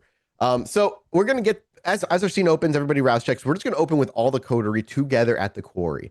I imagine this is last minute, just like, okay, what's the plan?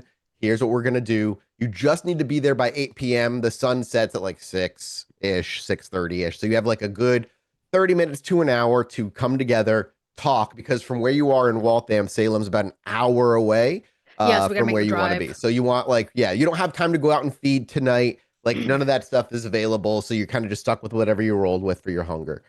With the exception of Betty, obviously, who will be doing her own little excursion.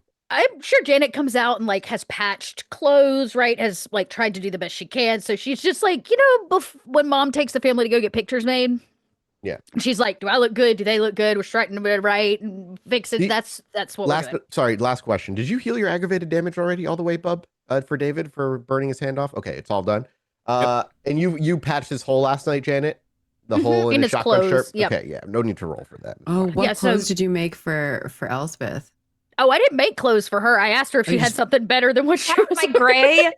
gray tweed pants that are kind of like a professor's that. pants. Yeah, give us a description of what everybody's wearing for this. Obviously, we know what David's wearing, one of his 2 outfits, the fancy one, I imagine.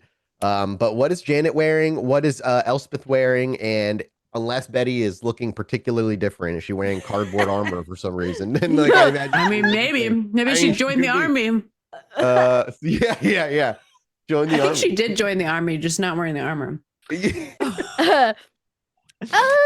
am We'll I get to wearing? that You know another what? time. I think tonight, because one, Janet knows we can't run in a skirt and heels. So if we need to run, I'm gonna wear pants. So tonight, and she honestly, I'm gonna be honest, she doesn't give a fuck to dress nice for them. This is not an Elysium. So she's gonna wear a suit. She is in a tailored woman's suit. Tie, probably.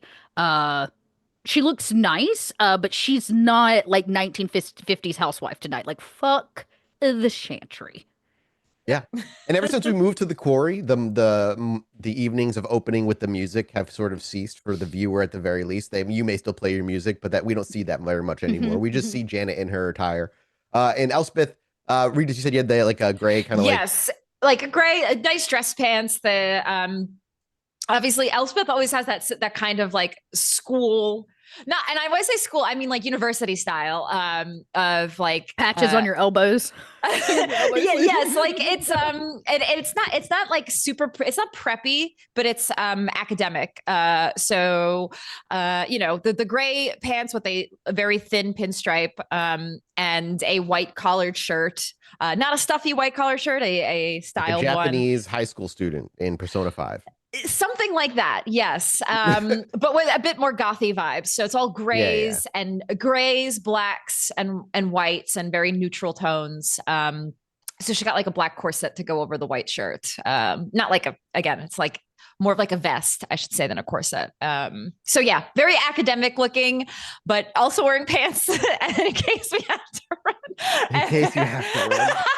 Oh my God. I'm just picturing us running out of the chantry. You can run away from them? I just What? I came today with expectations of like what you probably will do, and I'm still left with like, all right, just be ready for anything, dude. Like How do you think we feel, Mathis?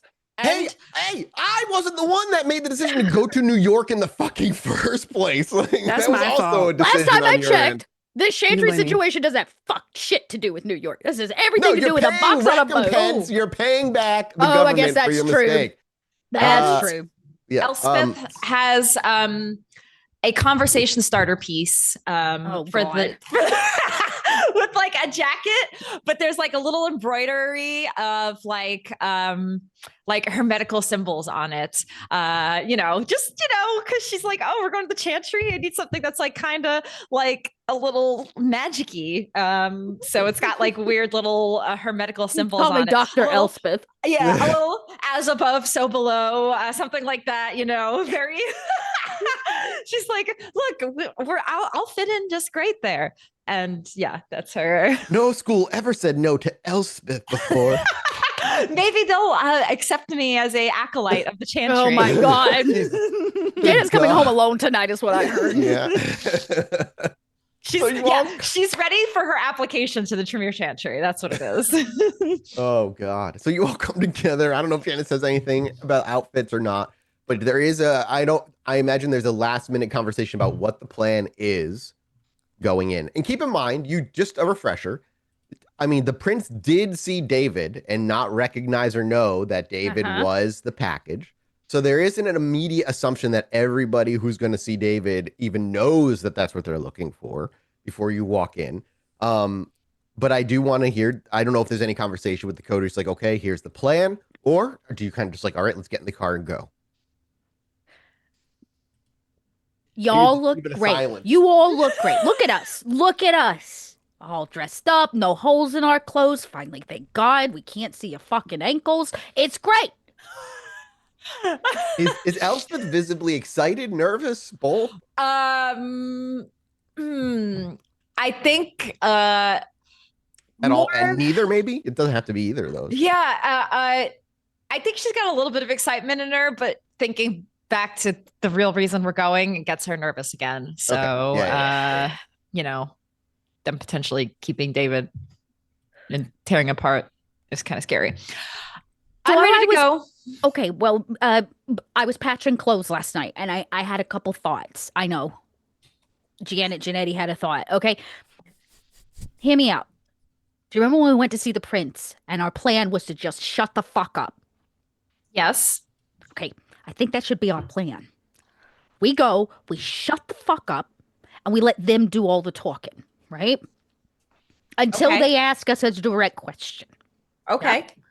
Now, hear me out. If for some reason we do have to come clean with the fact that David's the package, the whole package, I had some thoughts about the fact that, if it's true, they would, I don't know, experiment on him, which would inevitably probably cause loss of life. Because David has been accepted to the city as a kindred of of Boston, they can't do that. The masquerade says that we cannot kill one of our own.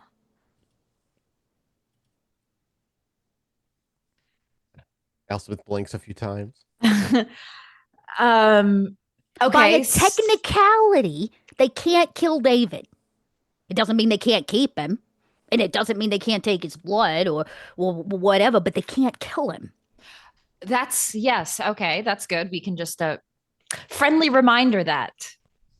Oh, only if it comes down to Only it. if it comes down to and if the negotiation has to happen, let me negotiate it. Okay? Oh, definitely. Now, that being said, when we went to meet the prince, it was the prince who told the little, twig-like Tremere standing in front of us with the glasses that we would help him find his package. Neither the Tremere nor the prince recognized that package, which was David. What if they didn't know what was in the box? That could be likely that they So I think that's just another solid reason for us to shut the just fuck not up. say anything and let them correct. do all the talking and ask questions. I'm on board with this. Because if we manage to get in and out with the assignment of, say, finding the missing object, they may give us enough information to understand why they wanted David in the first place. And then maybe we manage to get outside the walls of the chantry and have a little bit of extra time to sort out a solution. Now, on the other side is the fact that if that does happen and they do find out that we've absconded with said object in box and have had it the whole time and had lied to them from the beginning, our punishment will be significantly more severe. So much like when I pulled off to the side of the road to meet one of the hounds in New York City, I had to make a choice. Do we run or do we face the truth? This is the exact same situation, just, different. Okay. So the question is, do we come clean knowing that later on the potential for the outcome to be worse, it would be worse? The real question I think we should be asking, Janet, is what happens if they'll ask all the questions, we say what we need to say, whatever, blah, blah, blah. They come to the conclusion they need to keep David. Are we letting them take David and lock him away in that damn chantry? That's not my choice. That's David's choice. Or well, we have a choice to fight, not fight like I fight with money and words. Yeah, well, like fight back and say no. You want to throw bowls with the Tremere? Not particularly, no. Then I suggest you keep your fists to your side. I don't think fighting is the right option. Well, I fight what back I'm with trying the to deal. give you precisely are words and our money. Okay. David, you wanted to know how and why the masquerade benefits you? Yes. This is that moment. When you stood in front of the prince and she told you you have a place in this city, you are an accepted kindred. That means not even the chantry can kill you. There are repercussions for taking the life of one of our own. But do the rules not apply to those that are scary? No, the rules do apply to them to some degree. They still, much like the rest of us, still have to walk the line of balance. And if they do, in fact, attempt to kill you or take your life, regardless of their want, we have some ammunition to say they broke the masquerade. Yes, I like that. Okay, we'll keep that in our back pocket for if it comes to that. Elspeth, you're making me nervous again. It does not matter right now, but is there a way to determine if there are other kindred in the city that have gone missing? There's keepers of those things at the Ivory Tower, I think. Yes, there is. Her name is Betty. Oh. Well, Betty knows? No, Betty probably won't know, but she'll know somebody that does. Oh. And Oh, the yes. truth of the matter is, we've not given a lot for Betty to go off of. She's just kind of been searching in the dark like the rest of us. And after our somewhat productive conversation last night, Betty is out helping us by trying to get answers. I think the next time we see Betty, which fingers crossed will be tonight when we leave the chantry with all of our limbs intact, she is going to come meet us here. If we do not arrive, she's going to get Leon so that we can use Magpie as a little bit of a leverage, because he is literally the only evidence we have of some kind of connection to this box and the information that we've gotten that possibly could keep us safe. That being said, if we show up and Betty's here, now we have no information for Betty. What if we tell Betty, instead of just looking for anything on David, we're actually looking for 3 missing kindred? But if that's true, then the statement of not being killed in the chantry is wrong. Because there are 3 missing kindred, and nobody has reported anything about them. That doesn't mean it's not been reported just because we don't know about it. Who keeps the chantry accountable for their actions? The prince, mostly. Sometimes the council, depending on if they have gone too far.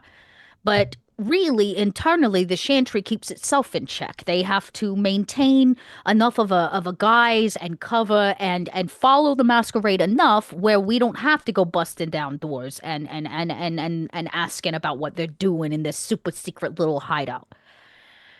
Now, Elspeth, you and I have a job when we go into the chantry. I want all eyes and ears on. I want to know what you see that I don't see. Okay. The chantry is super secret. They keep secrets upon secrets written in the fucking wallpaper, and I want to know them. Okay. If we're going to be able to play ball and properly go to war around this issue, we need something against them. Okay. So, we're going to shut the fuck up, Okay. listen real fucking good, and I would suggest you don't use any of your powers. Kind of like an Elysium. Just keep your powers to yourself, okay? Yeah, I don't want to activate something and then, suddenly all these alarms go off and we're like enemies of the state. So, yes. What is this, an action movie? I don't know. I've never been Okay. there before. Okay. Have you? Okay. It's kind of like going into a top secret library. The best we can do. Oh God. Maybe. No, Never mind. no maybes. No, we gotta play. We're gonna shut the fuck up and listen. We're gonna listen really hard. And if things come down to it and decisions have to be made, they are David's. David, you get to make your own choices, not us.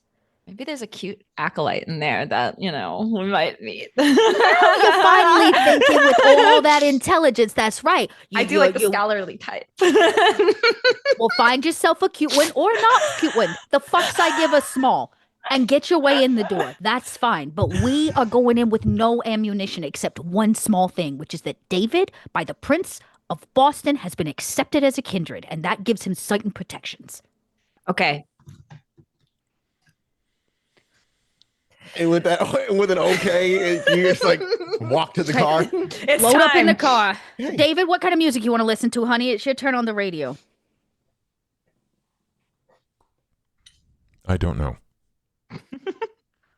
What would you like to Do you scroll through till you find something you would like to listen to?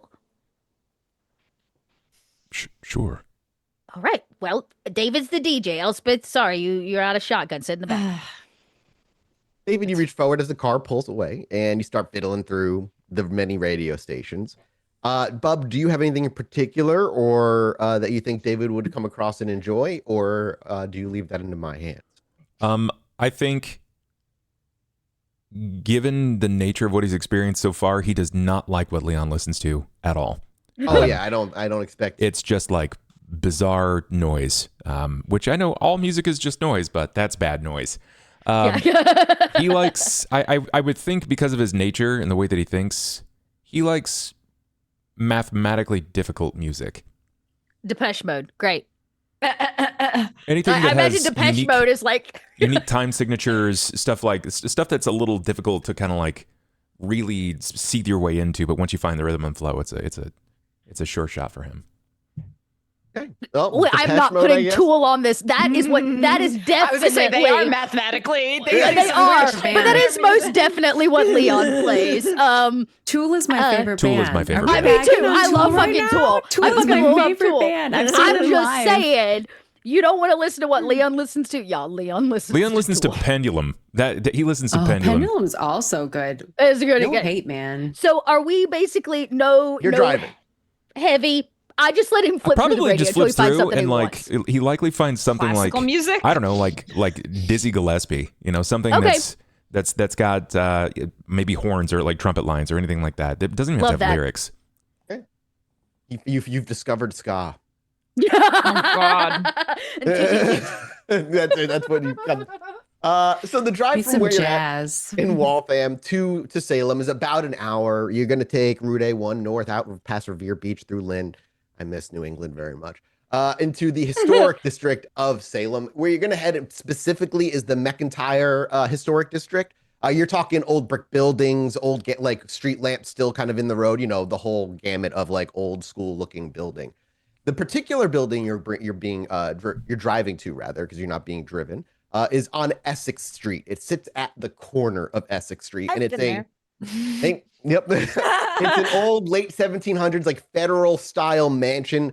So many of the mansions out in the Salem area kind of have this look to it. It's a 3-story tall, talking like dark brick with like dark shutters. And there's even a brass plaque on the outside of the brick fence and the iron gate that reads Essex Institute of Historical Studies Private Collection.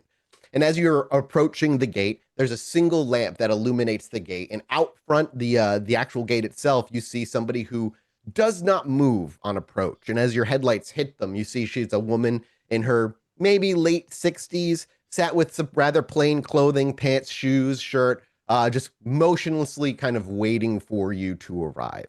As you park the car and begin to walk up, you're actually, I imagine, early. I don't think you guys would be like on time at 8, or Janet would make sure you're 15 minutes earlier, we're late. Yep. And as you approach in a very cold and kind of dry manner, she says, "Punctual. Good." And she seems to look down at something before reaching and pulling out a key and turning to the gate and sliding the key into the lock. And it's just a normal lock. It doesn't look like anything magical or anything weird. And as she pushes the heavy wrought like iron gate open, you notice it doesn't squeak at all. And she simply looks back over her shoulder. She's like 5'5". Her hair's in like a tight bun. She's got like really thin lips. And as she looks back to you, she goes, "This way." And as she walks past the gate, you see her fingers kind of linger on the iron gate for a little longer. And she goes, "Original to the building. Would you believe it?"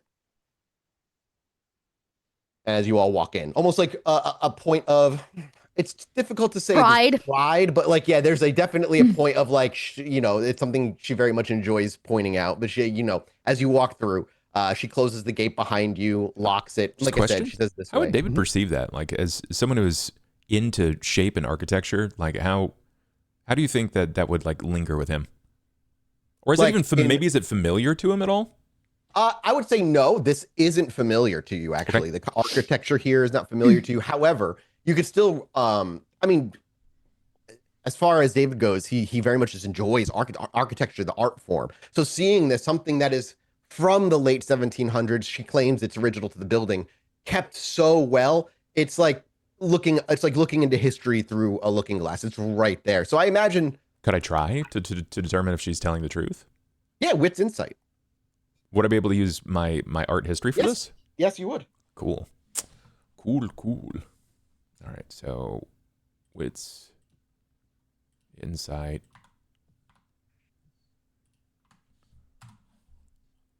3 successes.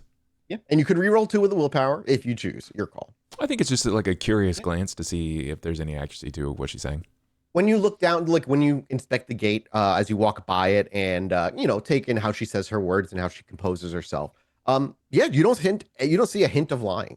It doesn't seem like she's lying. It doesn't look like it's been a refurbished piece or like a model piece, crafted after what it would look like at that time. It is exceptionally well kept, but there's no hint of deception about it when you walk through. Okay. And it's impressive.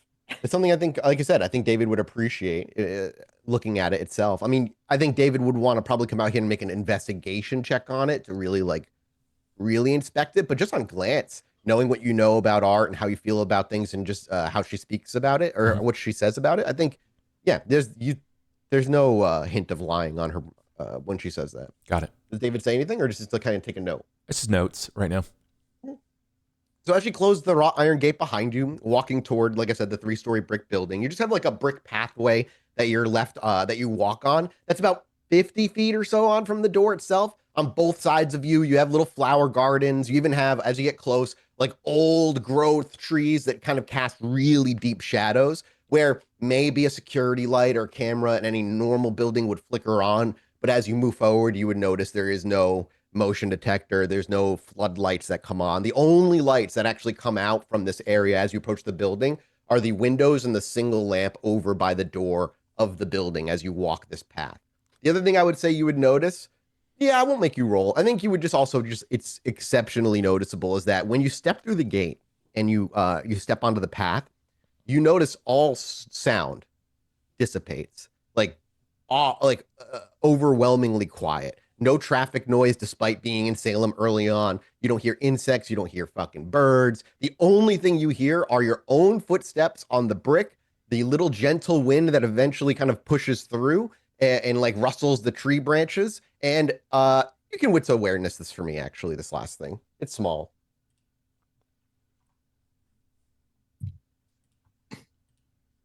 You're gonna be great for Janet. I had a success. 5 successes for David. 1, 2, 3 successes for Elspeth. So Elspeth and David, you not Janet though, you would also hear the breathing of the woman, immediately indicating to you that she is not kindred. Just something you probably mentally And know. if all the other noise, I think, oh man, because of the way David is, if all of the other noise has been muted, it's probably really loud to him. Oh, the silence, yeah. It's really like it can be kind of surprisingly loud how silent something can be. And as you approach the house, you think you feel the temperature drop maybe a little bit as you approach the house. It's hard to know if it's just because of the shade that's been cast on it all day and so on. You are still pretty early in the day. And as you approach the door, she actually just walks up to the door and produces another really old key, slides into the thick wooden door. Same key? No, different key entirely. And she reaches for the heavy brass like door handle. And as she opens the door and it swings open, she also mentions, also original to the building. And she has a proud smile on her face when she says that. And then she just gestures, after you, and don't stray out of the hallway path. I'll be there to lead you in a moment. But she wants all of you in first. Go on in. Yep. I'm just making sure nobody hesitates in any way before you step in. As you step in, the warmth of the building kind of takes over again. That kind of exterior chill fades away very, very quickly. She steps in lastly behind you. I'm assuming Janet's first one in. Last one in is David? I think so. I think David's probably taking as much in. Question for a narrative note. Is she saying this at a point of pride or a point of familiarity? Interesting question. Go ahead and give me a wits insight check again. Anybody can make me that roll if they're curious.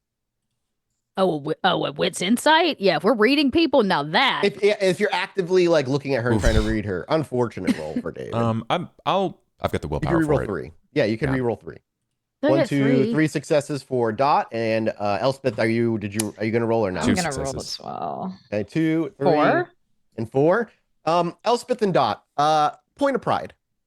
Point of pride. You don't detect it's like familiarity with her. But yeah, definitely proud of how well kept all of this. Of course they are. They're Tremere. I probably just make lock eyes with Elspeth, and you see mine roll. It's already begun. Keep our mouths shut. Just don't fucking say anything. So as you step in, you're stepping on a hard wooden old school floor, like wooden pine wood floors that are smoothed by, if this is truly as old as she says, 2-3 centuries of foot traffic in this building over time.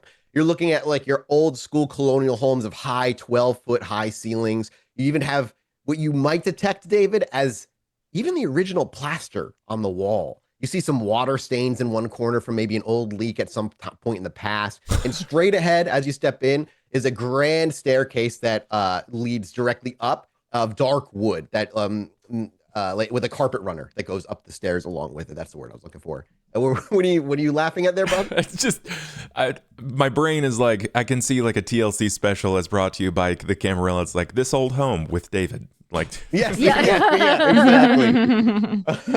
You can tell it's old by the way that it is. Yeah, you can tell it's old because of the way it is. As she walks back in, and she goes to the front, she goes, "You can call me Constance, by the way." And she gives like just a pleasant nod, and she walks up to the front of you, and she goes, "Okay, follow." And she continues to walk. As you walk through the hallway, you would also see portraits on the wall, 18th and 19th century style portraits, all as you would expect, like those old, angry kind of looking people in the period of their normal garb of their dress. So everybody's so fucking serious and annoying. However, when you do walk into the building, that silence that was outside is a little bit overtaken by some internal noise. You hear the ticking of like a grandfather clock against one of the walls. And the wallpaper inside is like a colonial pattern wallpaper along the walls themselves as well. Probably horsehair plaster behind them, because that's what it used to be in my New England home back in the day. The electric lights in here are reproduction of like gas lamps. So they look like gas lamps, but they're all electrically powered. And if you were to give a smell, if you were to take a moment to breathe it in, and what this place smells like, old wood, old carpet, furniture polish, what an old fucking home is likely going to smell like. Before we continue, is there, as the camera kind of like swoops around, do you look around in awe? Are you kind of all like, what's the temperature of the coterie as she leads you through? Just admiring the decor. Just, pleasantly, like we're on like a little school field trip, and she's just looking at all of the things like a museum. And even like a museum, like that's also kind of, I think, part of it is as you're walking through, it's got that like too clean building of like there's no dust fucking anywhere. Everything looks like it's like kept to the nines at all times. And as you walk through and you're clearly like taking it all in and admiring it, she actually stops for a moment, and she gestures just as like right before she gets to the grand staircase. On the wall, there's this huge portrait of a woman from like 1600s Puritan dress holding a book, and she stops and she smiles and she goes, "This here's a artistic rendition of Magistrate Hale. She presided over certain proceedings here in Salem, and the official records list a magistrate John Hale. History remembers incorrectly," as she gestures to a woman and not a man. And she smiles and like kind of like, again, point of pride on her to like just a weird factoid of history. And then she moves on without even elaborating, without even opening for questions. She just keeps walking. Yeah, Elspeth, are you like, I like the idea that she's like, wow. She's not like, this is fascinating. So she's I am now officially on a tour I did not sign up for. That is how Janet feels. When she was talking about it too, she absolutely was looking mostly at Elspeth when she was doing it, because who's like eating it up. And who knows how long it's been since she's had somebody who openly seemed excited to hear about this shit when they brought in. So as you keep going, you pass a display cabinet that's like built into the brick wall. Out on the inside, a quick glance looks like some handwritten documents for something, a small wooden object, maybe like a doll of some kind, and a piece of cloth with rust-colored stains on it, and a list of names faded in ink, or at least it looks like a list of names right along down it. Unless you take time to stop, she keeps moving. Oh, go ahead, David. David's trying to place himself. Sure. Since he's not necessarily a figure of current timeline, I mean, aside from the obvious, he thinks he might be a figure of different timelines. If people haven't been if there are kindred that are not noticeably missing and people aren't saying things, then he might be from a different timeline, especially given the knowledge of this memory of the Hagia Sophia. So he's trying to place anything like, do I remember this? Is this important? How is the Hagia related to this? Like, that's a constant question lingering with him right now. The Hagia Sophia is much older than any of this stuff. Yes. Like, But it looks like he's like leapfrogging through time with every passing room. Yeah. Yeah, absolutely. There's a lot of evidence that this place has been here for a long time. That list of names. I'm not going to stop, but can I spot anything, any solid name on that stained thing that I can lock into? You can make me a wits awareness. You may make me have to Google something historic here in a minute. I'm That's arousing. fine. Okay, well, I'm still adding 2 dice. Okay, I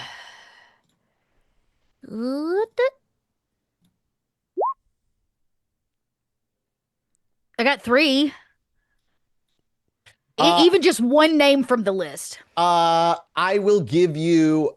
You catch the last name of one of the ones on the list there. I will say that because it's a pretty easy word to catch. It's good. Last name good. With an E? Nope. Okay, just good. Does Elspeth, because she's the one that's being openly curious, does she, when you walk by this display case at all, do you stop for a moment? Yeah, I think so. I Like, think even if you show them, as long as you're saying Elspeth shows any external interest, Constance immediately will stop and she gestures to the case and she will simply say, all evidence from the 1692 proceedings, documents, personal affects. Yeah. And as you like, now you're like, oh, she's like, the Chantry has acquired them for research purposes.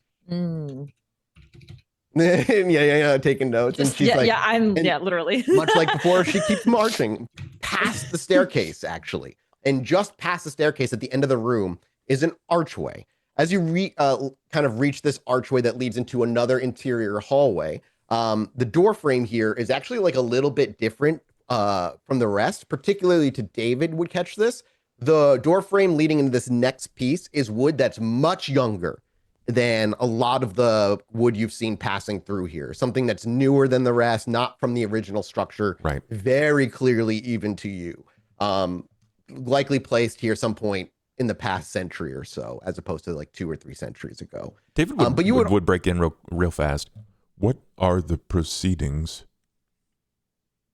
Yeah, as you say, that's just this, the Salem witch trials. I'll give you a bit of a history lesson on all of that at some point, David. It's what this region of the US is very well known for, unfortunately.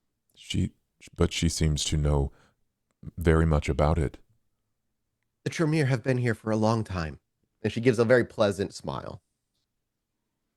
What were they on trial for?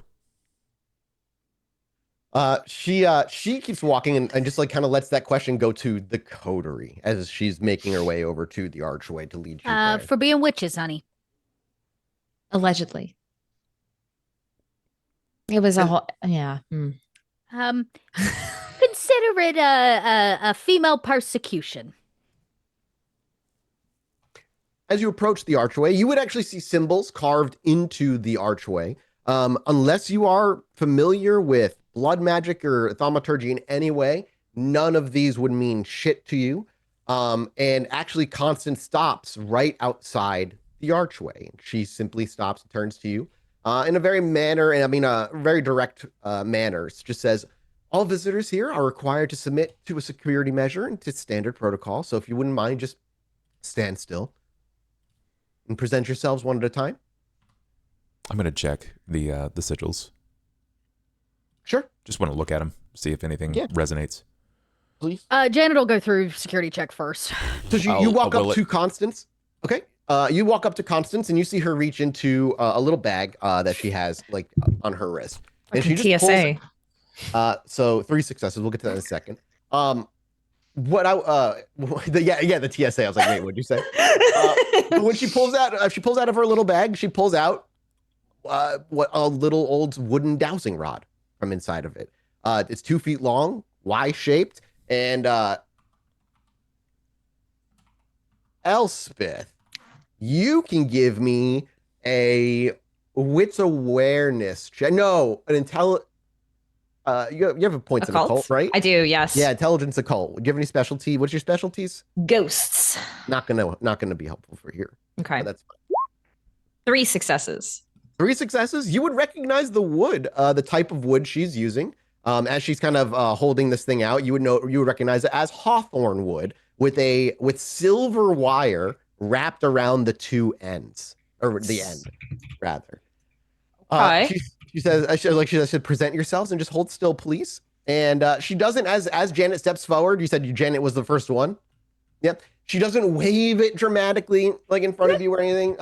Yeah, there's no like, and she doesn't chant anything. She just simply holds it horizontally in front of you and just quick clinical, and it's up for half a second or a second, then down, and it remains completely still. She goes to Janet first, then has you pass by her. Who's next? I'll go next. Okay. She just walks up to you. You step up, she does the same exact thing where she just holds it up quickly, then kind of brings it down. She says, good. You step by. And then David steps up. Body scan. And as David steps up, she holds it. You would recognize David, and just she obviously does. The dowsing rod trembles ever so subtly and slightly. And she just goes, she has like a little like frown on her face. She goes, unusual reading. And then she just holds it at you a little longer than the rest. And she asks you a couple of questions. She just opens up. She goes, Lord. have you been subject to any blood sorcery recently? Thaumaturgical workings, ritual contamination by any chance? As it just like kind of trembles. And obviously both of you, Elspeth and Janet, are right on the other side of the arch. You hear all this. I do not believe so. Do you give any explanation at all? Like, do you try to like, I'm not looking for one. I'm merely just like seeing what David does, or does he just say, I do not think so? I mean, based on those things, I don't think so. Unless like, yeah, that's fine. That's totally fine. blood. I mean, I don't to think he's been David's knowledge, yeah, right? like Right, of course. he's not certain of anything above board. Maybe the bizarre trash can thing that probably comes to mind. But Okay, yeah. Do you say that or no?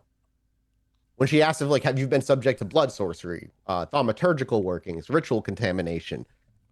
I do not know what thaumaturgical means. Magical workings of any kind. I did see something strange happen in an alley with a trash can. Something that I do not understand. She just nods. She goes, okay, I see. Oh, well, the reading isn't hostile. Likely environmental exposure then. Some Salem has that effect on sometimes on people. Proceed. And she just puts the dowsing rod back in her bag and steps aside to let you pass. David, do you just step through? Okay. She steps back in front to lead, and she leads you through the archway, and you enter just a kind of a long hallway that leads deeper into the house. And it's at this point, you're not entirely sure if the interior is bigger than the exterior, typical Tremere nonsense. But as you walk by, you actually walk by a few separate doors. One of them is just a door that's kind of ajar. And if you glimpse inside, you would see period piece furniture, kind of like a sitting gathering room, but completely empty. There's a fireplace with no burning fire in at the moment. Over like the mantle of the fireplace, you catch a quick glance of like maybe a painting of somebody, but she's not leading you into that room. You pass another closed door that says Regent T. Crow Private Study as you pass by. It's just a heavy door, clearly locked, and you don't think you hear anything coming from inside. Again, you don't particularly stand still long enough to figure that out. And obviously, you pass another stairwell. And as you reach the staircase, she begins to go up them. She goes, third floor, we're going this way. And she begins climbing to the second floor first before getting to the second floor landing and moving off to a hallway that eventually leads to a stairwell that leads up to the third building, to the third floor. Do you do anything in this meantime? Are you all very quiet and just moving? I just want to keep checking in to make sure I'm not just narrating over you. Yeah. Nope. and he's keeping that one to the cuff. more doors on your left and your right. You think you see one that might have like a couple apprentices doing something in there. Another one that's shut with no label on the outside. And eventually you do get to the third door. And the third floor, the stairs that lead from the second floor to the third floor are narrower than the ones that you went up from the first to the second. And what you would recognize, I think, David, is you're being led to what would be like the original servants area, attic rooms of this 3-story house. As you move up, the temperature changes again. It gets cool rather than warm. There's a lot fewer lights up here. Just one fixture per kind of like area. And at the very top, there's a small landing with 3 doors. One leads to where you're going to be heading. She leads you off. And then 2 others on your left are, 2 others, one on your left, one on your right is closed. She walks through the one in the center as you come up the stairs. You kind of led to a landing, 3 doors, center door, you go right through. As she opens the middle door, she just says, you all can just wait here. The Regent's assistant is going to be joining you today and will be joining you shortly. It was a pleasure to meet you. And she smiles and looks to leave. Thank you, Constance. Thank you. She closes the door behind her, and you are left in a room that seemed similar to the sitting room, but a little bit less decorative, a little bit less fancy, less books. There's no fireplace in here. A couple of smaller portraits of people from period pieces of 1600s and 1700s. Nobody that you recognize. And a couch with a couple of chairs and a small wooden table sat at the very center. The floor is still hard wooden floor. And you hear some muffled footsteps and maybe some muffled voices for a bit before you're left alone for a few minutes. I sit. Yep, I imagine you sit.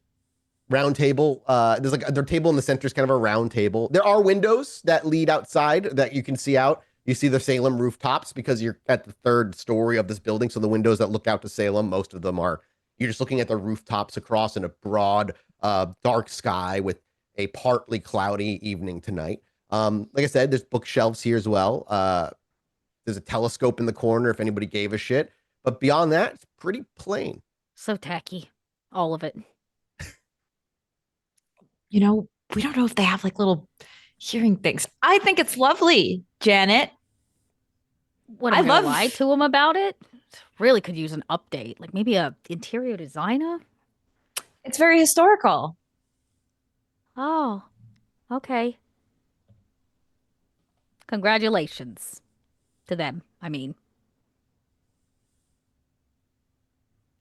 Why David, do stay silent. they keep Okay, it sorry. so dated?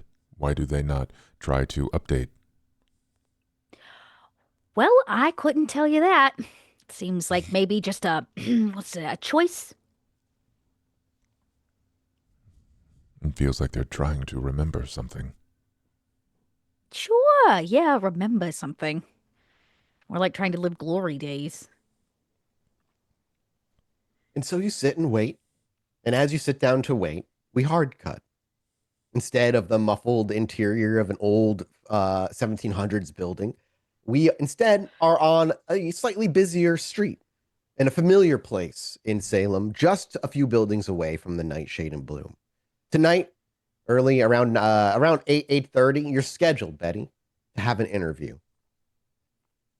You did apply to fill a position at the Nightshade in Bloom. And as we see the Nightshade in Bloom, we do see Betty kind of pass by camera, walk in front of it, taking up the whole frame before she gets smaller and smaller as she gets toward the store until she opens the door. The jingling of the internal bell changes are seen to the inside. And you see Ivy behind the desk chatting very pleasantly with one of the guests that are in here buying, it looks like a couple of candles. It's early in the evening, so there's like 3 or 4 people perusing their stuff. And as you step in, habitually, just Ivy looks up from the register to welcome whoever walks in. And as she sees you and says hi, she recognizes you immediately. And she goes, I was curious if it was you that was going to be, you're the one here for the interview, right? And she like pointing to Betty as she's handing the receipt over to the customer who bought the candles and they leave. Betty just smiles. That would be me, looking for some kind of something to do in my retirement. Well, just give me 1 second. I'm gonna have someone cover the register, and I will take you into the back room, and I will ask you a few questions if that's okay. Sounds fine to me. She takes a few minutes before somebody comes out and takes over the register, and she gestures you into the back room where she sits. She offers you a seat rather. It's the back room we've seen Elspeth in many a time with the shelves of stuff. And she's like, I apologize, not the fanciest place, but kind of busy out there right now, and I don't want to do an interview in front of a bunch of different people who are shopping. So this back room will have to do. Betty, correct? Is there anything interesting about this back room? I mean, you look around. I mean, there's stuff, knickknacks, things that are meaningless to you but are useful to someone like a Hakata. Okay. But she's like, did you put Elspeth as a reference on your application? I did, but I didn't put my name on it. Okay, gotcha. I put a different name. So you just put a random name on there, so she wouldn't necessarily. Yeah, I sent you it the was name. Okay, hang on. Gotcha. She's like, right, okay, Greta Calhoun, understood. Um, and you listed Elspeth actually as a reference. Oh, yes, yes. How do you know Elspeth, if you don't mind me asking? I think I've seen you in the store a couple times. Well, I have taught Elspeth some things here and there. Okay, so you've known her for a while, like from school days, like as a professor or something. Something like that, yes. Right. Uh, well, then you might be overqualified for what we're looking for here. But I mean, what's your experience in retail? Well, I've sold some things here and there, and I know my way around a shopping cart. Right. You see, you're kind of scrabbling notes down. Uh, when was the last time? What would you say? She goes over. I just got to ask this question. What would you consider your biggest strength and your biggest weakness? Oh, that's a good one. I am ambitious. I'm dedicated. You know, I'll get the job done no matter what it takes. Weakness, well, I can be a little stubborn sometimes. I do like doing things the way that I do, but I can follow some directions if needed. Work too hard, love too much. All the usual weaknesses. um, it's a tip. I'm not going to go through a whole retail interview here as to like what they're going to ask you, but tell me about yourself. Why do you want to work for us? What's your availability? What are your greatest strengths and weaknesses? We just went through. And essentially, like they're just looking to fill like a part-time like cashier role, mostly because they are empty-handed for a little while, thanks to Elspeth not going to be being available as much anyway. Um, what are you dressed like, Betty? Are you dressed like you always are? Betty probably tried to find the best clothes she could Sure. from, thrifting, but I think that's it. She's not like Yeah, but I mean, dressed you to look the nines or anything. presentable enough. I mean, Yeah. it's not like you walked in like you look like you always look, essentially. I'm assuming you didn't roll your cart in here. I did not roll my card Yeah. in, and yeah. Okay. She's like, so she goes through, it's like a 10-15 minute process. And when she wraps it up, she's like, well, it sounds promising. And I mean, Elspeth, that's going to take you a long way. I don't see why Annika won't or wouldn't hire you. When can you start? If, say she was to hire you, how soon can you start? Well, if you're looking for someone tonight, I'm available now. Okay, right away. Oh, that's very good. I like eager. And how old did you put you were on your application? Oh my gosh, probably, I don't know, 67 or something like that, or seven, yeah, Yeah, yeah. somewhere around there. Okay. Well, I'll hand this over to Annika. Is there anything I can help you with? Any questions you have for me? Well, I guess, what would you like? What is it that you would want me to do on a day-to-day basis? Oh, hopefully you're good with like guest interaction, cashing out guests at the register. So make sure you're good with like being able to count money rather, not to be super quick or anything, but fast enough. Restocking the shelves if any product runs low, that kind of thing.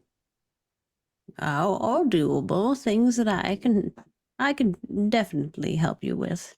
Okay, If we there's started. anything beyond that, I would also be interested as well. Okay, yeah, well, I don't see why we can't keep that open. We started 11.25 an hour. I hope that's okay. Oh, yes. Okay. Is there anything else? Nothing from me. All right. Well, Miss Calhoun, it was a pleasure to meet you. Betty will offer her hand Yeah, for she'll shake a it. shake. She shakes it. And I'm excited to ask her. I'm excited to ask Elspeth all about you and see what she says. Is Ivy Annika here? human? Oh yeah, she's a ghoul. But yeah, she's mortal. Okay, cool. You can definitely feel the warmth on her hand. Gotcha. I think Betty just says, "Oh, I'm a little cold, in old age and all." Well, the owner of the store will be here a little later tonight. I'm sure she'll look over the application then. I imagine you'll hear from us in the next couple days. All right. Do you have a time frame in which that will happen? Um, the next couple days. So couple 24, 48 hours. She should be here in, I imagine, another hour or two. Usually is when she arrives. After she does whatever she has to do, I'll let her know about the application. Sounds good. And Betty will make her way out. Yeah. As you make your way out, do you linger in the store itself, or do you head outside and wait? Does she follow me right out? Well, she'll make her way out to the store with you, but she doesn't follow you to like the front door of the store to walk you out. I will just take a little gander at the store again, just to get a good idea of where things are, like the lay of the lands. And Annika is going to be here in an hour or two. I imagine you're probably going to linger anyway. Yeah, I am definitely going to linger, probably not in the store for an hour or two. Yeah. But I will definitely come back in that time frame. So as Betty steps, keeping an eye on stuff. Yeah, you're going to keep an eye out for her. So as you step out, the jingle of the door follows, and as the jingle of the door follows, we cut back to the other the coterie in the chantry. You've been sitting for exactly 5 minutes. Unless it's any conversation between the three of you want to have any further, that's probably a very silent 5 minutes. And when those 5 minutes are broken, the silence of the broken is broken by footsteps coming up the stairs. You can hear them before they arrive. As they arrive, the door swings open, and you see a younger guy, so maybe in his mid to early 30s. Is this the same one that met us with Prince? No, different person entirely. Okay. This one is somebody who's dressed in like an immaculate dark suit.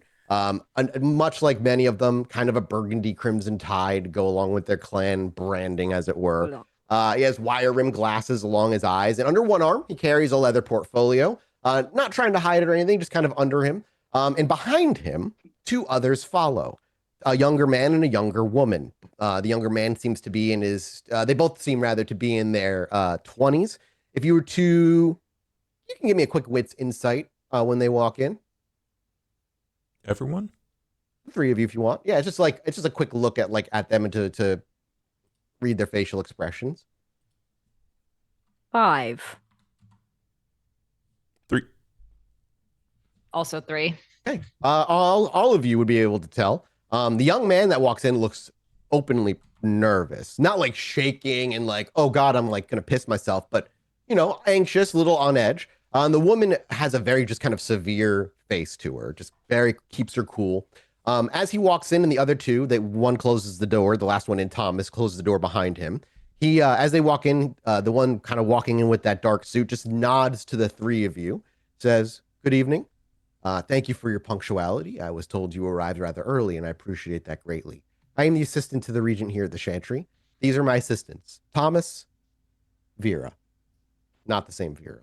And his name? Did he give it? Yes, you can call me Ash. Ash. Vera. Thomas and Vera won't be saying anything. They're simply here to document this process of the meeting, providing technical support for myself, nothing more. Consider them simply just two other objects in the room to be ignored." As he kind of like gestures to the books and so on around. Are any of you standing? If he does, he would just gesture for you to I sit. would have stood when they came in the room.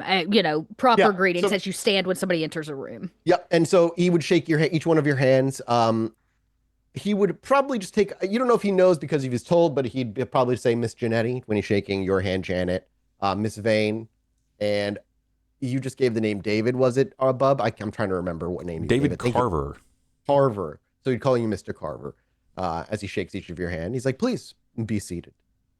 As you sit down, he just kind of reaches under his arm and grabs that leather portfolio, and he just, before putting it on the table, actually just starts removing the documents. He's like, "So this meeting, I'd rather be little, not as, rather he would say, I'd rather this meeting be not so tense, more casual conversation. We're here working toward a common goal. Yes, this meeting constitutes, of course, the formal commencement of your remedial service to the Camarilla, obviously, and as ordered by Prince Iverson herself, following your, shall we call it, indiscretion in New York City." And when he says that, he slides the documents across the table. You actually see it has the prince's official seal. It's the prince's official order, her signature at the very bottom. Very orderly, very legal, very formal. And he continues, unless anybody says anything, but I know Janet's plan was shut the fuck up. So he kind of continues. He says, "To be clear, obviously you're not here voluntarily. I know you're here by mandate. You are here because you owe a debt. This is an assignment, opportunity to discharge part of your debt. Success benefits you. Failure more compounds your situation. He looks each one of you in the eye. Are we clear on that? Crystal. Understood. Good. Okay, well, then let's proceed. I apologize for meeting in Salem rather than Boston proper. I understand your restrictions, but the Primogen felt this matter should be handled discreetly, and, well, there's not much more discreet than the Tremere Chantry, he says with a slight chuckle. And Salem has resources Boston lacks, gesturing to the Chantry itself and to the room. For instance, this chamber here has been used for important house business since 1702, and he looks back to Vera, and Vera nods. Yes, 1702. Yes. There are wards here to ensure privacy. Nothing said in this room leaves it without my permission specifically. You see the young Thomas behind him then open up his laptop. A screen glow kind of just like flickers into his face. But to business, a few nights ago, House Tremere experienced a significant loss. I'm going to brief you on what you need to know and then assign you specific investigative tasks. Pretty standard, straightforward proceeding. Are we clear on that? And he once again clarifies with the three of you, each individually, if you understand what's being said. We were about to say something else, but sorry. They just, yes, acknowledged. Okay, cool. Got it. So as he gets an okay from each one of you, he then with you notice he would actually take like a, what do you call it? Like a little small projector. You'd see Vera kind of step forward with one, place it on the table, and it flickers in a bright image onto the empty wall that sits to when you walk into the room on your left-hand side, like a plaster wall that lacks very, very many decorations at all. So let's get over what we know. A few nights ago, there was a container that was delivered to Pier 7 in the Boston Harbor, whatever pier it was. If I have the wrong number, I apologize. The manifest shows it was signed for by the pier itself, accepted somewhere a little bit past 11:30 in the evening. It was scheduled for pickup by our people at 12:30 a.m. He clicks and another slide kind of slides over onto the projector. And what you see now is a map of the dock area that kind of slides out. When our apprentices arrived at 12:30, container was just gone. No record of secondary transport, nor no security footage that we could obtain, or rather footage that was corrupted when we did attain it. No witnesses, no evidence. Someone knew what they were looking for. They knew it was ours, when it would arrive, and how to take it and cover their tracks. And when he says that, he looks at you pretty intently. For a minute, you're not entirely sure if it's because there's suspicion there, but it becomes, I think, pretty obvious right away. It isn't suspicion and more he's letting the seriousness of the situation sink in. The fact that somebody was able to get around the Tremere, knew when they were supposed to get there, avoid their own security and whatnot, is a grave transgression. After that, he goes, so to us, or at least to me, this suggests professional theft on some level, right? Multiple individuals, we're talking, maybe advanced intelligence in some way. You would have to have some resources to understand when these things were to arrive. Out of curiosity, does David, as he's describing this, is there unease on anyone's face that I should ask for roles to hide? I trust you players to be honest with me, so I'm not. If you say no, Janet is. It's hard to this is what Janet does. Janet, I can believe no. She's just pretty straight faced at this point. Yeah, she's listening. David's listening to his story. Yeah. So that's fine. I hesitate to say that he's not enthralled, but he's probably listening with severe accuracy. He's trying to place everything. Yep. So your assignment from the Tremere, which will go toward ensuring your due diligence to the Camarilla is accomplished. Your assignment is to just investigate the theft. I don't need you to recover the container. If you locate it, obviously, you can contact me immediately and we'll handle it. And we wouldn't be we'd be incredibly grateful for that. But your job is investigation only. I understand the limitations of your sway and your pull within the city itself. I don't want to put something on you that is going to be insurmountable. He slides over another document on the table, 1 page this time, and it simply says at the very top, briefing document. It says classified. It's just an 8x8x10 kind of like piece of paper, and it just shows last confirmed location of the package. It says status is missing, stuff you already know about it. He goes on to say, Now, the contents of the container itself are classified under the sixth tradition. I haven't been briefed on the details myself, to be completely honest and clear with you. The primogen has been selective information, need to know basis, if you will. There is wit's insight when he says that. This is important. I may regret this. I'm looking for 4 successes. I'll just say that out front. But I'm gonna rouse. Oh boy, we may regret this Only choice. 2. Okay. No, I did it. I Remember, made you it can- get hungry. Okay. Remember, you can always willpower if you so choose. I got 4 successes. I roused for it. Okay. Hang on. I also got 4. Okay.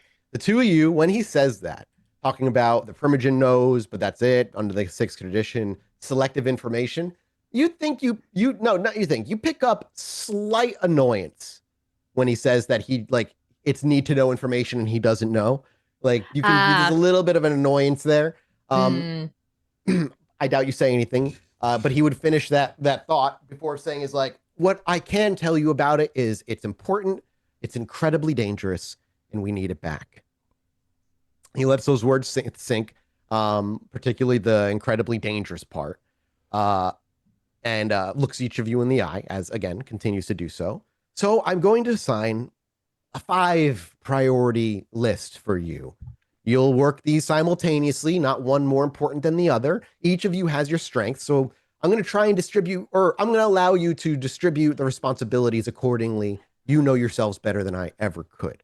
But obviously, you may collaborate as needed. You are a coterie working together for this. So first and foremost, there has to be somebody, a witness, somebody somewhere saw something. The theft occurred between, we think, around 11 p.m. and 12:30 a.m. when our crew was supposed to arrive on the night in question. Someone had to have seen something. Interview the dock workers, talk to the dock supervisor, check with security personnel, hell, canvass the nearby businesses, late night workers, anyone in the area that you can get your hands on might know something. I want witnesses, descriptions, timelines, details. Even if they say they saw nothing, that tells us something.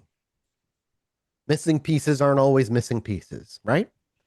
Again, he looks at each one of you, and unless you specifically now from this point on tell me you don't nod in agreement with him, like you understand, I'm going to assume your character I'm is going nodding. to hit the point where Janet has questions, but I want him to get through this priority. We'll get to that, first. but yeah, Okay, well, perfect. absolutely. Like there will be a point when he's done rambling on about what he wants. There'll be a point where you can ask questions. Second thing I want is someone had to sign for that manifest. Someone at the dock had to have signed for that thing to arrive through the harbor. We know that. But the problem is the company that was signed was Harbor Logistics LLC. Harbor Logistics LLC is a shell company. Filed with the state 3 weeks prior to the event, dissolved 2 days after the shipment was taken. This thing was created very specifically for this operation. He lets that again linger a bit, and he says, "So and someone signed Tremere property over to themselves. Find out who it was." Now, the other part I'm very curious about is I'm told this package is rather large. This thing weighed potentially up to a ton. It required industrial equipment to lift onto the ship itself. Well, like I'm talking forklift crane, kind of specialized truck. How did this thing get moved? Again, another missing piece for something so big having got out so quickly. So again, figure out if anybody figured out how to move it. Maybe another lead could be if anybody rented trucks in the area, U-Hauls, the usual. If you can, even if the object with inside has been taken, finding the physical container is still valuable to the Tremere. We can use our skills to take that and ideally find what was inside. If you locate the container, call me immediately. Don't worry, I'll give you a way to contact me. Do not approach it. Do not open it. Do not investigate further. All I ask of you is to literally provide me the coordinates. If you see the container, step back, and that's it. Clear? Clear. Lastly, I have reason to believe the Ventru may have been involved. He does look to Janet when he says that. I try to keep a really straight face. Yeah. Needless to say, the Ventru in the past have shown interest in Tremere property and operations. And there has been note of a more intense venture gaze over the past few years on our Tremere activities. If the venture interfered with our property, that's a political matter that goes above both of us, looking to you and to him, or to gesturing to himself. But I need evidence before I can bring it to the Primogen, where they, ideally, will deal with it. After he says that, Vera steps up from behind him and distributes folders. Each contains the same core information that you were just given. You're each handed your own dossier on basically everything he said. Vera also then hands only Janet a burner phone. When he hands it to her, he says, I understand your worries and concerns about technology, but this is Tremere. The phone has one number programmed in mind. Even if you try to dial out with it, it will not work and the phone will break in your hands. Understood? Understood. I slip it in my Louis Vuitton. Ideally, I hear from you once a week. Say Monday, 10 p.m. You make a call. We talk. You tell me what you've learned. We move forward. You miss a check-in without prior authorization, and I have to report you to the prince for non-compliance. You understand? Understood. Now, printed on those sheets, these are kindred and kind contacts who've been cleared for questioning that you may know. I don't know how valuable they'll be, as again, we don't really know who was there, how they even moved it, but these are people that we know we can at least ask questions without having too much pushback. But there are rules to follow as well. If you're ready to listen, it's pretty simple. Think masquerade. These are non-negotiable. Your discretion is of the utmost importance. You don't discuss this assignment outside of this room, not with other coteries, not with your sires, not with anyone. This investigation is confidential to the Tremere and the government of the Camarilla here in Boston.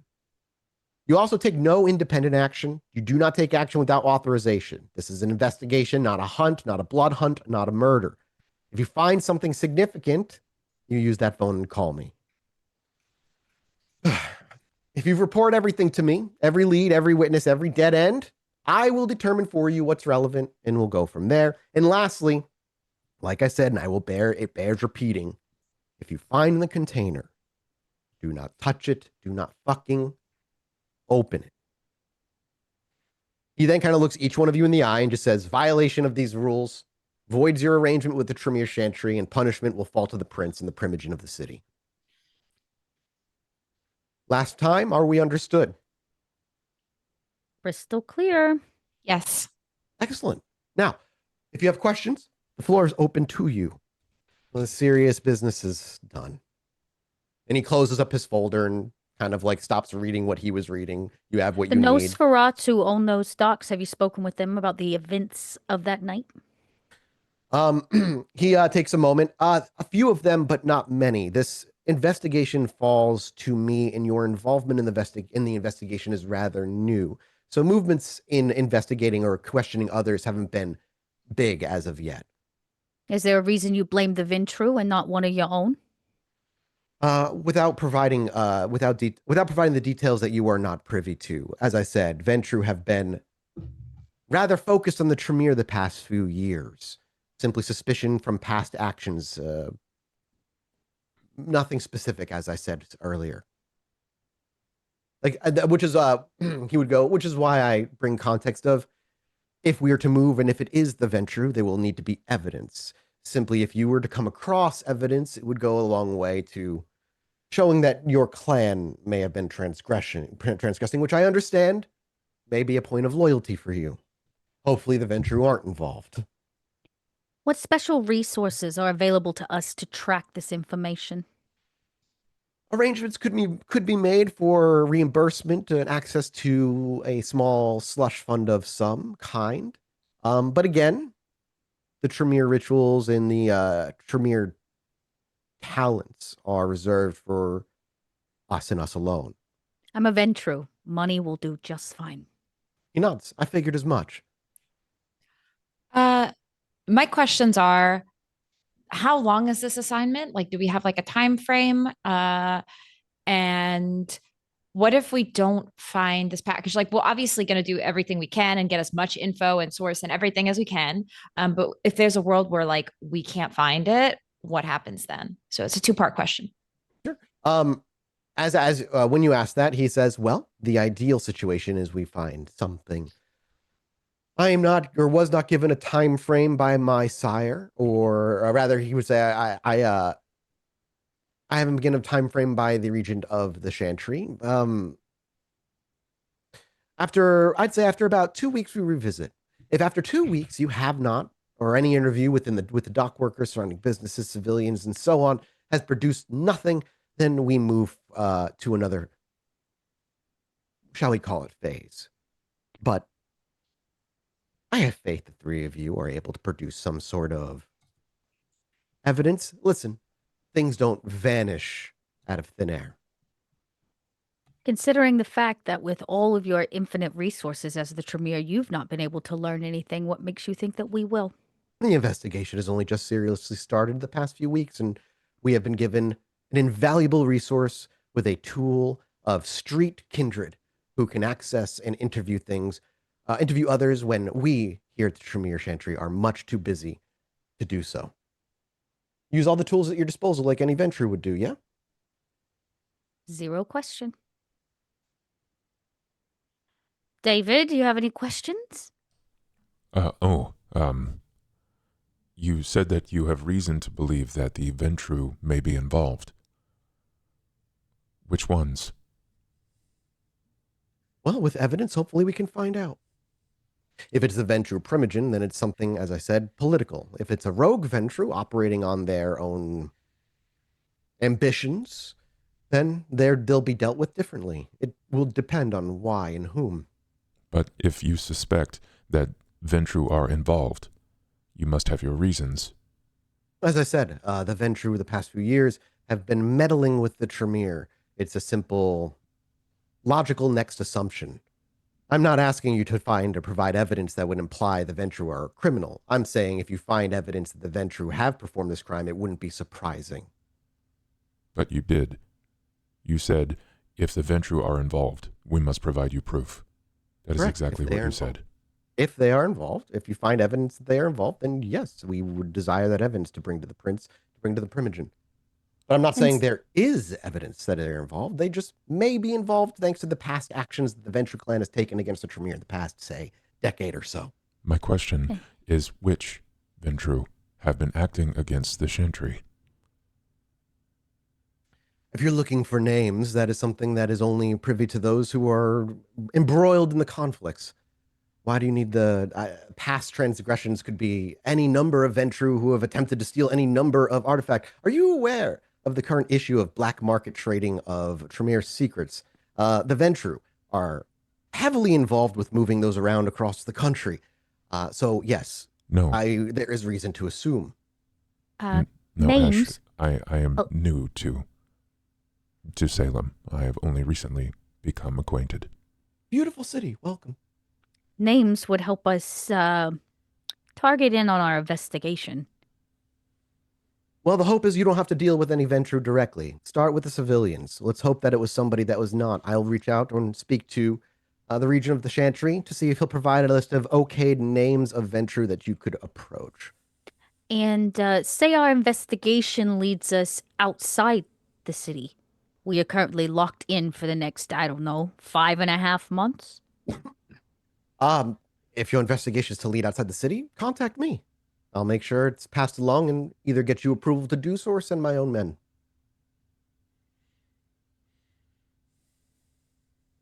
What if it is from someone inside of the Chantry?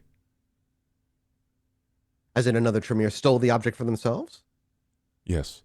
Then they will be dealt with for transgression against the Chantry and transgression against the Camarilla. I think my interest lies more in you having a mole. If we're passing off good information inside a place that's already dirty, it's not going to help us in the long run. Or you. Concerns for a mole are valid. Just understand that the Tremere Chantry and the building itself is more secure than any place you could ever be. Never had a doubt. Mathis, is Ash breathing? No. Neither are the other two behind him. Well,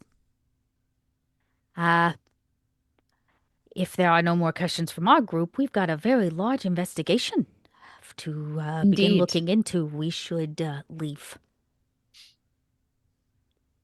Janet, can I ask him a personal question? Honey, if it's a personal question, you can do whatever you want with it. Ash, might I ask you a personal question? Floor's open. I have spoken with many of the kindred in the city, and it is universally seen that the Chantry and the Tremere are kind of scary. Things people can't understand tend to scare them. From your point of view, are the kindred of the Chantry, are they scary? Yes.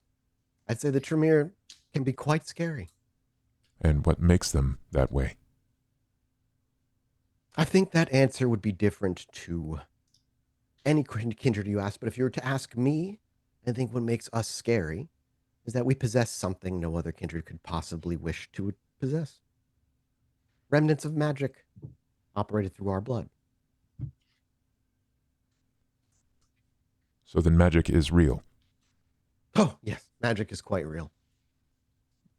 Is that why the walls hum so very loudly? Perhaps. I should tell Perhaps I hope Leon. for you. Leon says that magic is not real. You actually see him just give like a very pleasant grin that brought like a bit of a breathy laugh out of him for a moment. If that's all, then.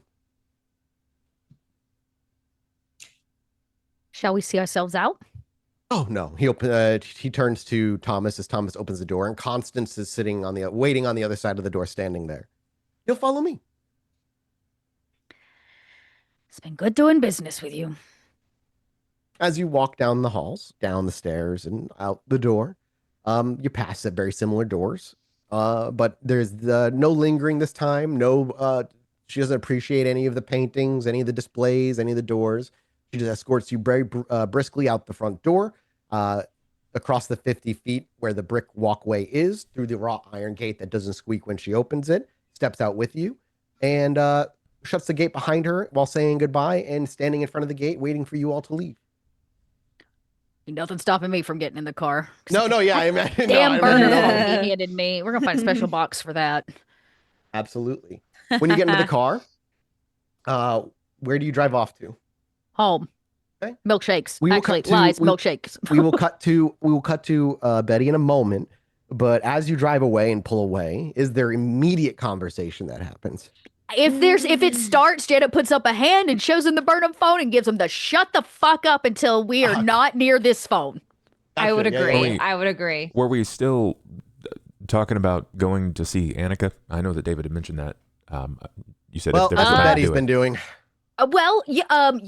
We could technically drop in on our way back into Boston and not break code. So if you ask about Technically, yeah. that, technically we can start heading towards Anika's. I'd be fine with that, but we are driving in fucking silence. Yeah, I think that's David would have probably asked if we would still before we Yes. even went if we would still do that. Yeah. They're tracking that phone too, you know. So if you stop somewhere, zero they're gonna question. know. So we cut our scene for a moment back to where Betty is outside waiting. And Betty, you at some point see somebody in a long kind of gothic dress covering her face step out of a car that is driven right up to the front door of the Nightshade in Bloom. As she steps into the front door, losing sight of her, the car itself drives away. You may not recognize her specifically, but you would have heavy assumption that that was Annika walking into the building, who you were waiting for. Would I be able to stop her before she gets into the building? If you were close, yeah, you could. You could try to like stop her. You could say something as she like walks toward the door. Okay. Betty will be like, "Oh, miss." Do you like walk up to her and say that? Mm-hmm. Okay, and she may not. She'll like as she's reaching for the front door, her hand will stop and she'll kind of very slowly bring it back to her side. Her head tilts toward you, but not knowing who you are, she keeps it in such a way where her like kind of larger hat blocks most of her face. But you know she tilts her head toward you, having heard you call for her attention. She just grins and says, I was wondering if I could have a moment of your time. There is I'd say maybe a beat or two before you see her head very subtly nod in agreement. And she opens the front door and gestures for you to follow. Betty will follow. She walks you back to the back room where you were interviewed, past Ivy, who smiles and sees you, and she's, perfect timing. And she just kind of like waves at you as you walk to the back room. And as you do, Betty smiles and waves. Annika takes off her hat as her wispy kind of white hair falls down. And in that kind of weird, almost unnaturally stiff way, she turns to face you, and she will call you by your actual name. Betty. Yes, Correct. yes. Some people call me Greta. Betty works, though. Elspeth calls you Betty. This is true. This is true. How can I help you this evening, Betty? Well, I'm applying here for a job, so I hope you would give me a good recommendation. But beyond that, I have some questions that might help one of my friends. She turns to place her hat up on a hanger, her hat on a hanger, and she places something on the table behind her before she turns to you. And did you ask what question? You said you just had some questions to ask. I just said I had some questions. Well, please, the floor is open, Betty. Well, so hypothetically, if someone, say a very large someone, made a big impression on you and you got the sense he wasn't entirely formed right, like he's been worked on or something like that, what would you do? There is another beat of kind of like silence before she speaks. I apologize, Betty. I am unsure what the question is. Well, see, I think you know a little bit more about our large winged friend than you're willing to share. Okay. When you say that, she just there's a look of understanding. Like, it's hard to say she has any emotion on her face. Honestly, she really doesn't really look like she ever has much emotion beyond what else can occasionally pick up from her. She would just say, a bit more frank. Now, what is your question? I don't know who's listening, so I'm not sure what you have in place here in this nice shop of yours, of course. Although I did hear some whisperings from below. She motionlessly just stares at you. I think Betty just emotionally stares back at her. What is your question about David? Well, what should we do with him? There's another moment beat or two. Why is that a question you ask me? I think you know him. Or something more of him. David is his own individual. This is true. David will do whatever he wishes. But what is it that you have to do with him? I have nothing to do with him. The way you touched him the first day we saw you see him. That isn't the way someone touches someone who doesn't know someone.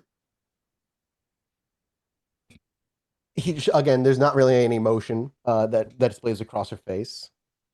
Could it not be the touch of somebody who can appreciate artwork? Yes, but then why would you send Elsbeth with the only thing that would bring him to life? There's another... Or to this unlife, I suppose. Tell me, Betty. You ask many questions. What is it? Oh, yes, I will exchange if you have a question of your own, too. What does your curiosity entail? Why are you so I curious? would like to make sure David is safe, and unfortunately, my friends find themselves in quite a pickle, as you know. Then I do you and like a I pickle, are though. on a similar trajectory. Are we? All I want for David is to be safe as well, and to live his life as he chooses, as any All right. individual should. Then how do we do that when someone is coming around trying to pick him apart? How do we keep him all together? She lets the question hang in the air. An answer I don't have for you, Betty. Well, then perhaps you can help me answer other things.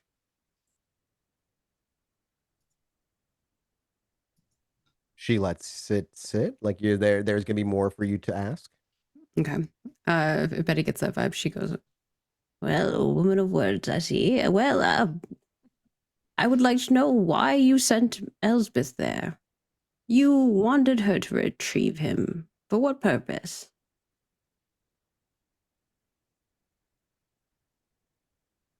There is Betty.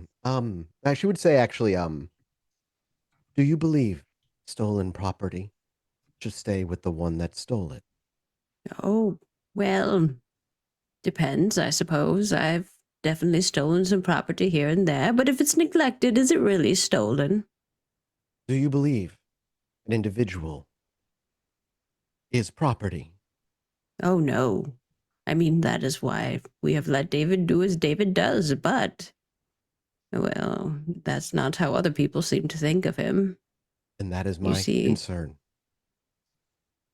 David is not Well, that is property. also our concern. So how do we keep David free of that ownership? She again lets it sit and linger. I know. You don't have the answer for it. You're asking answers for something that is bestowed upon you. Bestowed David upon me. I don't want this. Then you have the luxury to walk away, Betty. Oh, you and I both know neither of us can walk away. I cannot. And it is the same reason Elspeth cannot. And what is that? We are of the same clan and same blood. As David? No. Then what is your tie to David, and why can't you step away? History that And now doesn't I am belong. even more concerned. She For simply says, Elsbeth. history that doesn't belong in the grasp of a Ravnos. That is not for you to know, Betty. Oh, goodness gracious. Are we really going there, Miss Annika? She doesn't answer. You could make jokes about this, Ventru and Akata and Ravnos walk into a bar. But we're all tied together here, whatever it is. She lets it linger. Either She we gives you all a- drown together and the Tremere come chopping our heads off, or we work together somehow to ensure that David, Elizabeth, you, me, and the rest of us all keep our heads about us. And it is not mine to interfere. David will decide what he decides, and I will give him complete freedom to do so.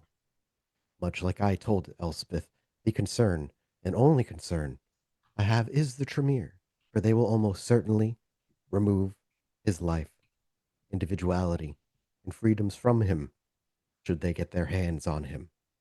All right. Is what I prefer not to happen. We share a common enemy then in this, that we do not want the Tremere to get their hands on David. But how can we go about that when they are seeking him? And, well, my friends and your students are being required to answer questions about David. I am aware of the predicament my child and student has gotten herself into with her actions in New York. But she is independent now. She will answer for the mistakes she makes. Oh, David goodness. Is this how all sires are to their children? She, again, Do you without not have moving a any muscle. semblance of care for her? of have hers, much. a life that you've created for her. I have much care for her, but perhaps you do not know Elspeth as well as you think you do. For her allegiance and love of the bloodline Hakata is high. She can turn this responsibility down, she so choose. But she also understands the ramifications that will fall to David if she does. The city is a dark place, Annika. And those who have been in it for a long time light the brightest beacon. I wish to keep the beacon off of David. Elspeth is a relative unknown, as are the rest of you, for the most part. If David were to sit with me, it would not be long before somebody discovered it. All right, so you want us to keep him away from you. But you see, he has questions for you. So how do we make sure that he can have those questions answered? He may ask those questions, but I fear he thinks I have the answers when I do not. Well, could you at least reassure him? If I were to have him give me some questions and I come to you with them, even with unanswers, would you be willing? Of course. I always have. Well, then, I think that would suffice. Also, I'm still looking for the job if you're interested. There's again a moment of just silence. I will take it into consideration. All right, then. Thank you for your time. I don't mean to bother you. I'm sure you have very important things to do. But you and I both know that, well, David is just as important, if anything else. He nods. He goes, friends of Elspeth are truly friends of mine. My child is my pride and joy. I think Betty's just thinking in the back of her head, like, if she's the pride and joy, then why do you want to save her? But doesn't say. But keeps her sass to herself a little bit there. Absolutely. But she's thinking it. So if Annika has a way to tell that, she knows. She does. And early she would have to activate it if she did. Yeah. Do you make your way out afterwards? Betty doesn't want to bother Annika. As you leave the store, maybe even a half a block away, I mean, Janet's car is pulling up as she's swinging by to come get you. Well, looky here. The yellow cab's come for you. Well. I see you all alive. No having to message Leon then. I have some things for you as well. We're gonna get in the car and go back home. Real quiet like Betty, and then we'll talk about it when we get to the quarry. Could we at least sing a song then? You know what? You can be in charge of the music as long as you get in and say nothing until we get to the quarry. Well, can I at least sing the song? Who am I to stop you? It's good to see you, Annika. David's got a question, and I roll down the window on his side. Yeah. Well, she's probably walking out the front door, looking at the front door, and she's standing there, has her hat on when she comes toward the outside. David, you just see Janet, our camera's outside. We're kind of behind the car. We're looking at a profile of the car in the store, and we hear the of the window going down. David in the front David seat. just standing there, like a little hunched, like a little boy, a little too big for the car. David, what would you ask? I get out of the car. Okay. That's fine. Yeah. I'll get out of the car. The window goes down. You probably wave and then open the door. David, honey, we're on 5 minutes. 5. I understand. Elspeth, you come along? Yeah, because you know she what? would see you, so We're here, so Oh my God, Betty, I'm gonna help you load your cart. Let's let the two of them do their thing. yeah, I'm gonna stop and say hi. I'll hang out with you, David. Sure, yeah, you both go to the back room then, just the three of you. And as you walk into, the door shuts, silencing the outside world for a bit, or at least muting it. She turns, she goes, Betty did say you had questions, David, and I do fear the answers will not satisfy. Maybe that is so. But I would still like for you to hear them. She doesn't say anything. Again, motionless with her hands one over the other, just in front of her, politely. Do you want to speak here or in private? She walked you to the back room. She brought you to the back room, so there. with Elspeth there, though. Okay, I will shut the door behind after waving to Ivy. Yeah. Oh yeah. No, Ivy gives you the most excited wave. Unfortunately, it's still early, so it's pretty busy. She's Sure. dealing with customers. Then I will shut the door and sort of like, I guess, hold on to that lingering tension that is still sort of there. There's always tension with Annika, and it's never quite like well placed. And before like the precipice of that, the pregnant pause, David would sort of chime in with a like an audible breath, a deliberate breath, even. Every night, well, day that I wake, I know something new will hurt, but not from a wound. Annika, I have memories of things that I know not how I have. Why do I have memories of the Hagia Sophia, a place I have never walked in my life? I see the columns and the mosaics when I close my eyes, and my hands remember the stone, but I've never touched. Then, David, tell me, why is it you think you remember things you believe to have experienced? I think it's because I am not one, but I am more than one.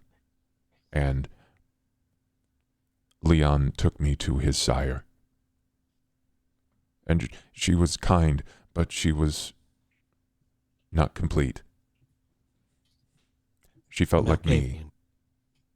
Yes. No, she just says, a Malkavian. She said that I was made from three, and that whomever made me met their end, and that the only way for me to complete the circle would be by meeting the same fate. The Malkavians. Oh, go ahead. Everyone tells me to survive, and they wish for me to live well, but if there is a ritual in my birth that means that I am to die, then how can I live well? The Malkavians are beautiful. They see truth in things sometimes that are impossible to see truth in. She is not wrong. You are not one. You are three. Now made one. David is you. As I am made of the clay and dirt beneath our feet, the star dust from the cosmos, a collection of many made one. You are no different.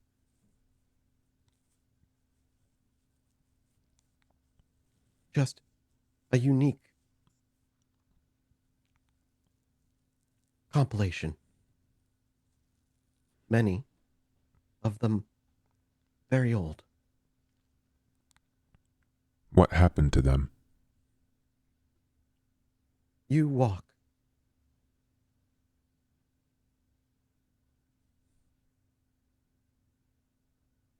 Are they dead? Or am I them? We're still waiting to find out, aren't we, David? I do not know. Nobody knows. You are a first.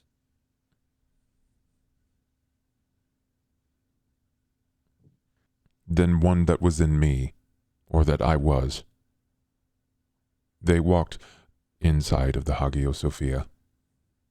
Perhaps. It feels like I was there. Like I carved the stone with my own hands.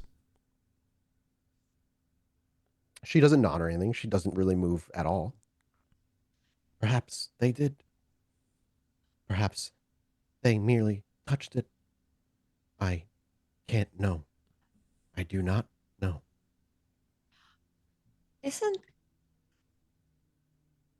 Isn't the Hagia Sophia near Turkey? Right? Modern Turkey, What are you which, getting which is where at? our clan comes from. Modern Turkey. Are you more specific about your clan in this moment, or do you just say our clan? Uh, Because David's the only one in this room. yeah, I would be specific and just say where the Cappadocians come from. She and I'd say only you pick up on this, Elspeth, because you've been around her for so long. A proud smile. You are and always were a good study, Miss Vane. Yes, it is. So maybe we are more connected than we thought, David. Is this why I sense the dead and that the dead sense me? There's a couple beats there. And she would say, I do not know. I do not know the individuals you are composed of. Word of your existence I'd only gotten a few months prior. There was a I'd say there was a symbol on your crate, was there not? And she looks to Elspeth. Yes. Did that symbol belong to the Tremere? No. Did it belong to the Ventru? No. Did it belong to anyone other than our own? So was anything stolen other than David's life if he were to be handed over?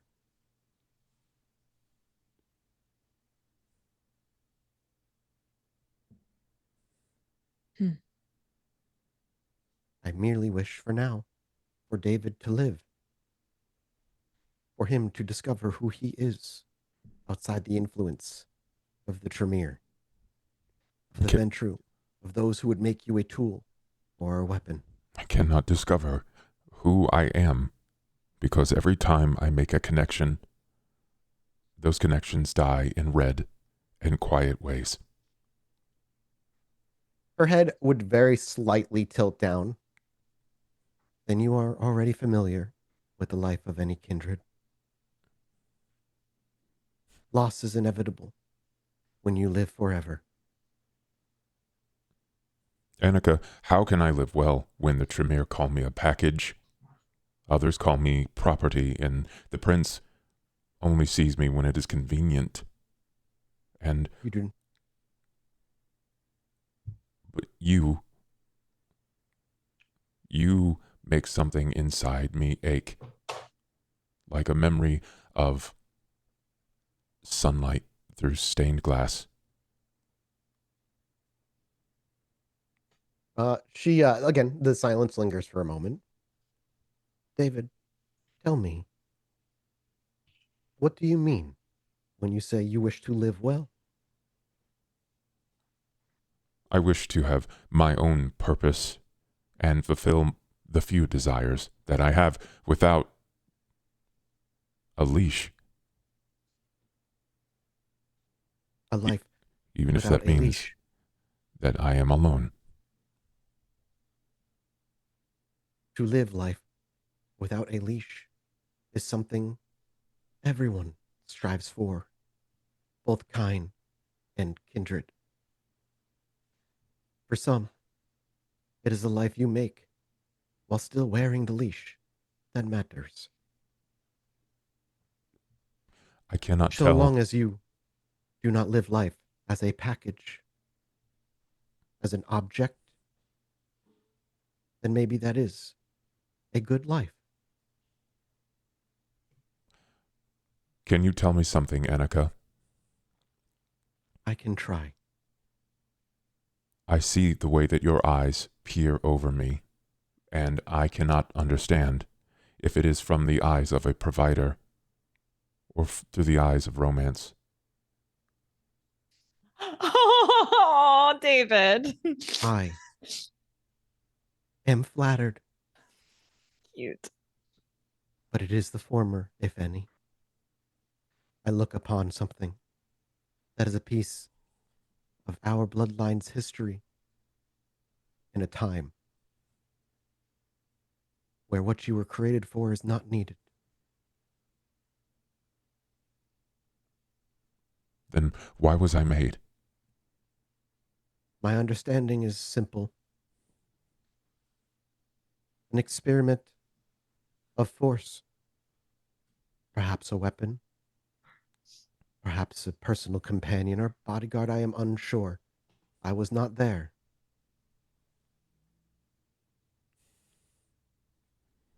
I think David is like starting to get a little overwhelmed. I think they both can notice that his hands kind of begin fidgeting together.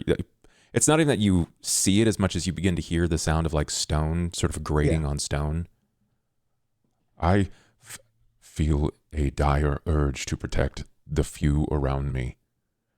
Even though every time I do, someone ends up dead or afraid. If I had been born in flesh, my skin would be raw from all of this, but I am stone, and I cannot bruise. My head swims with laws that I didn't choose, and masquerades that I do not understand, and words like belonging and ownership make my bones feel tight. You ache for structure.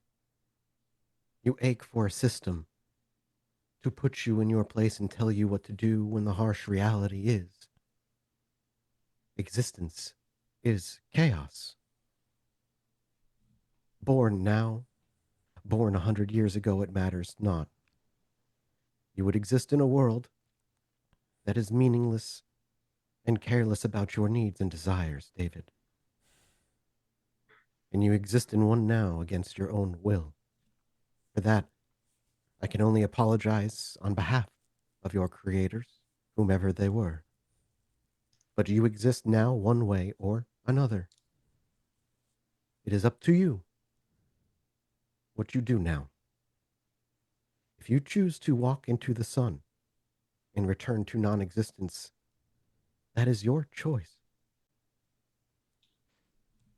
But I sense a desperation for a narrative, a reason, a story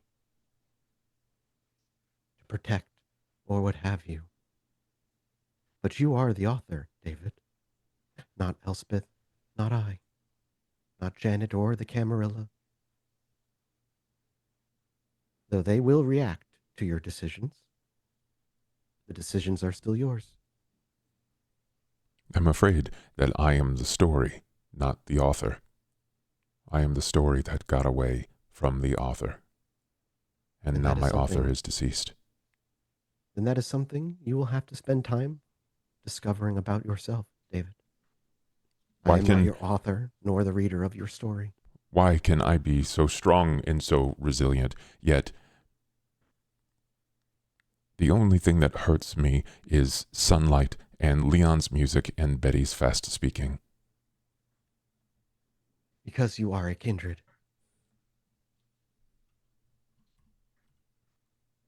Because you are not natural. I just want to help, and I am trying to be kind, but every night someone tells me I am wrong and naive and simple. And every night that you are kind despite those things is a night in defiance of the labels placed upon you. Be who you want to be. It doesn't need to be approved by others first. My goal was to give you an opportunity to live, David. The reasons are my own. But I Annika, cannot be the one to protect your life. I can only give you the choice to live it. I wish to know about the people that I am made from. Who do I I know you speak do. to about this? That's a question I cannot answer because I do not know. I knew of your existence months before you arrived and no longer. I don't even know where you originate from, David.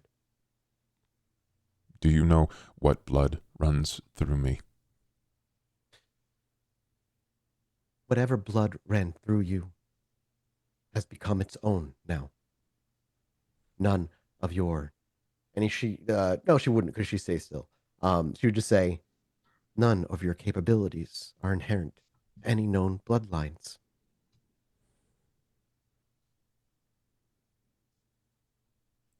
I wish to speak to those that try to speak to me, and I cannot, because I have been instructed that blood can be the best and the worst of our world. But if I cannot gain the same abilities, then I will never be able to speak to those that aren't amidst me. Elspeth, they talk through me, they move through me. When I made that picture of Annika's face, I don't remember doing any of that.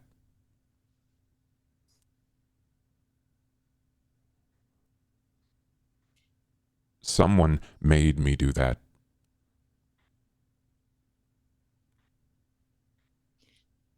You have so much to learn about yourself and an eternity to do it. One of the hardest things to learn when you are new is that things take much longer than you'd Elspeth like them to. sighs at that and thinking of her own learnings of the dead and how she wishes she could learn quicker, but it takes time.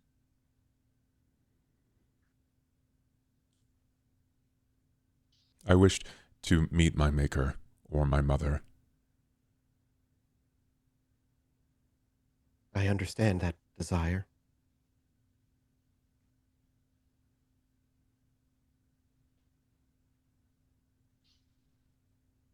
Does What? Elspeth say anything out of curiosity? Or is she kind of just sitting, like, very much paying attention? She's mostly just letting David speak.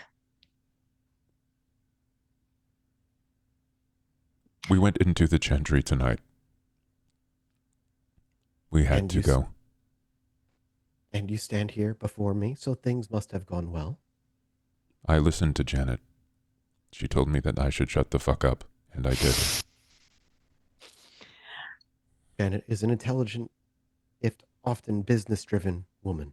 She is very, very smart, and I believe that I would have died without her already. Yes, it did go well, and we're doing some investigating for the Tremere on their whole package situation. I don't have the phone with me, by the way. Contract said we can't talk to anybody about it. It's my sire. Of course I'm going to tell her. Even our sires. Ah! Yeah, he did say that's fine. But I leave it at that. Yeah, no, you're fine. I realize that there is still many months before I can come back here, and we have been in here longer than 5 minutes. Janet will be very upset. Yeah, we should probably go. We're really not supposed to be here.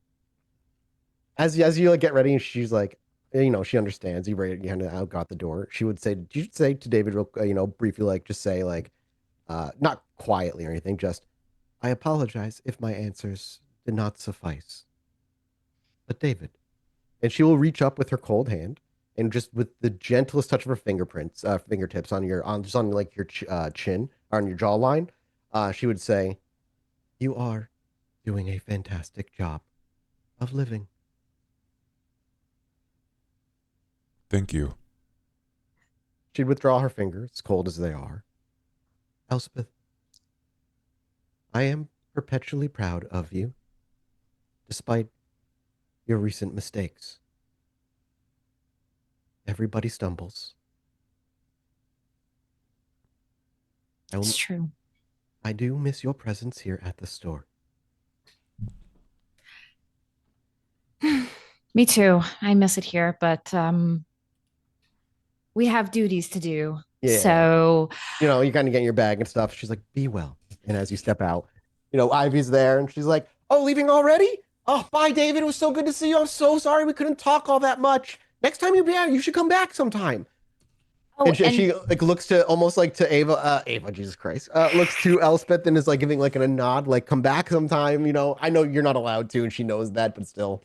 the old lady has my approval, by the way. I say as I Oh, excellent. Ivy says, great.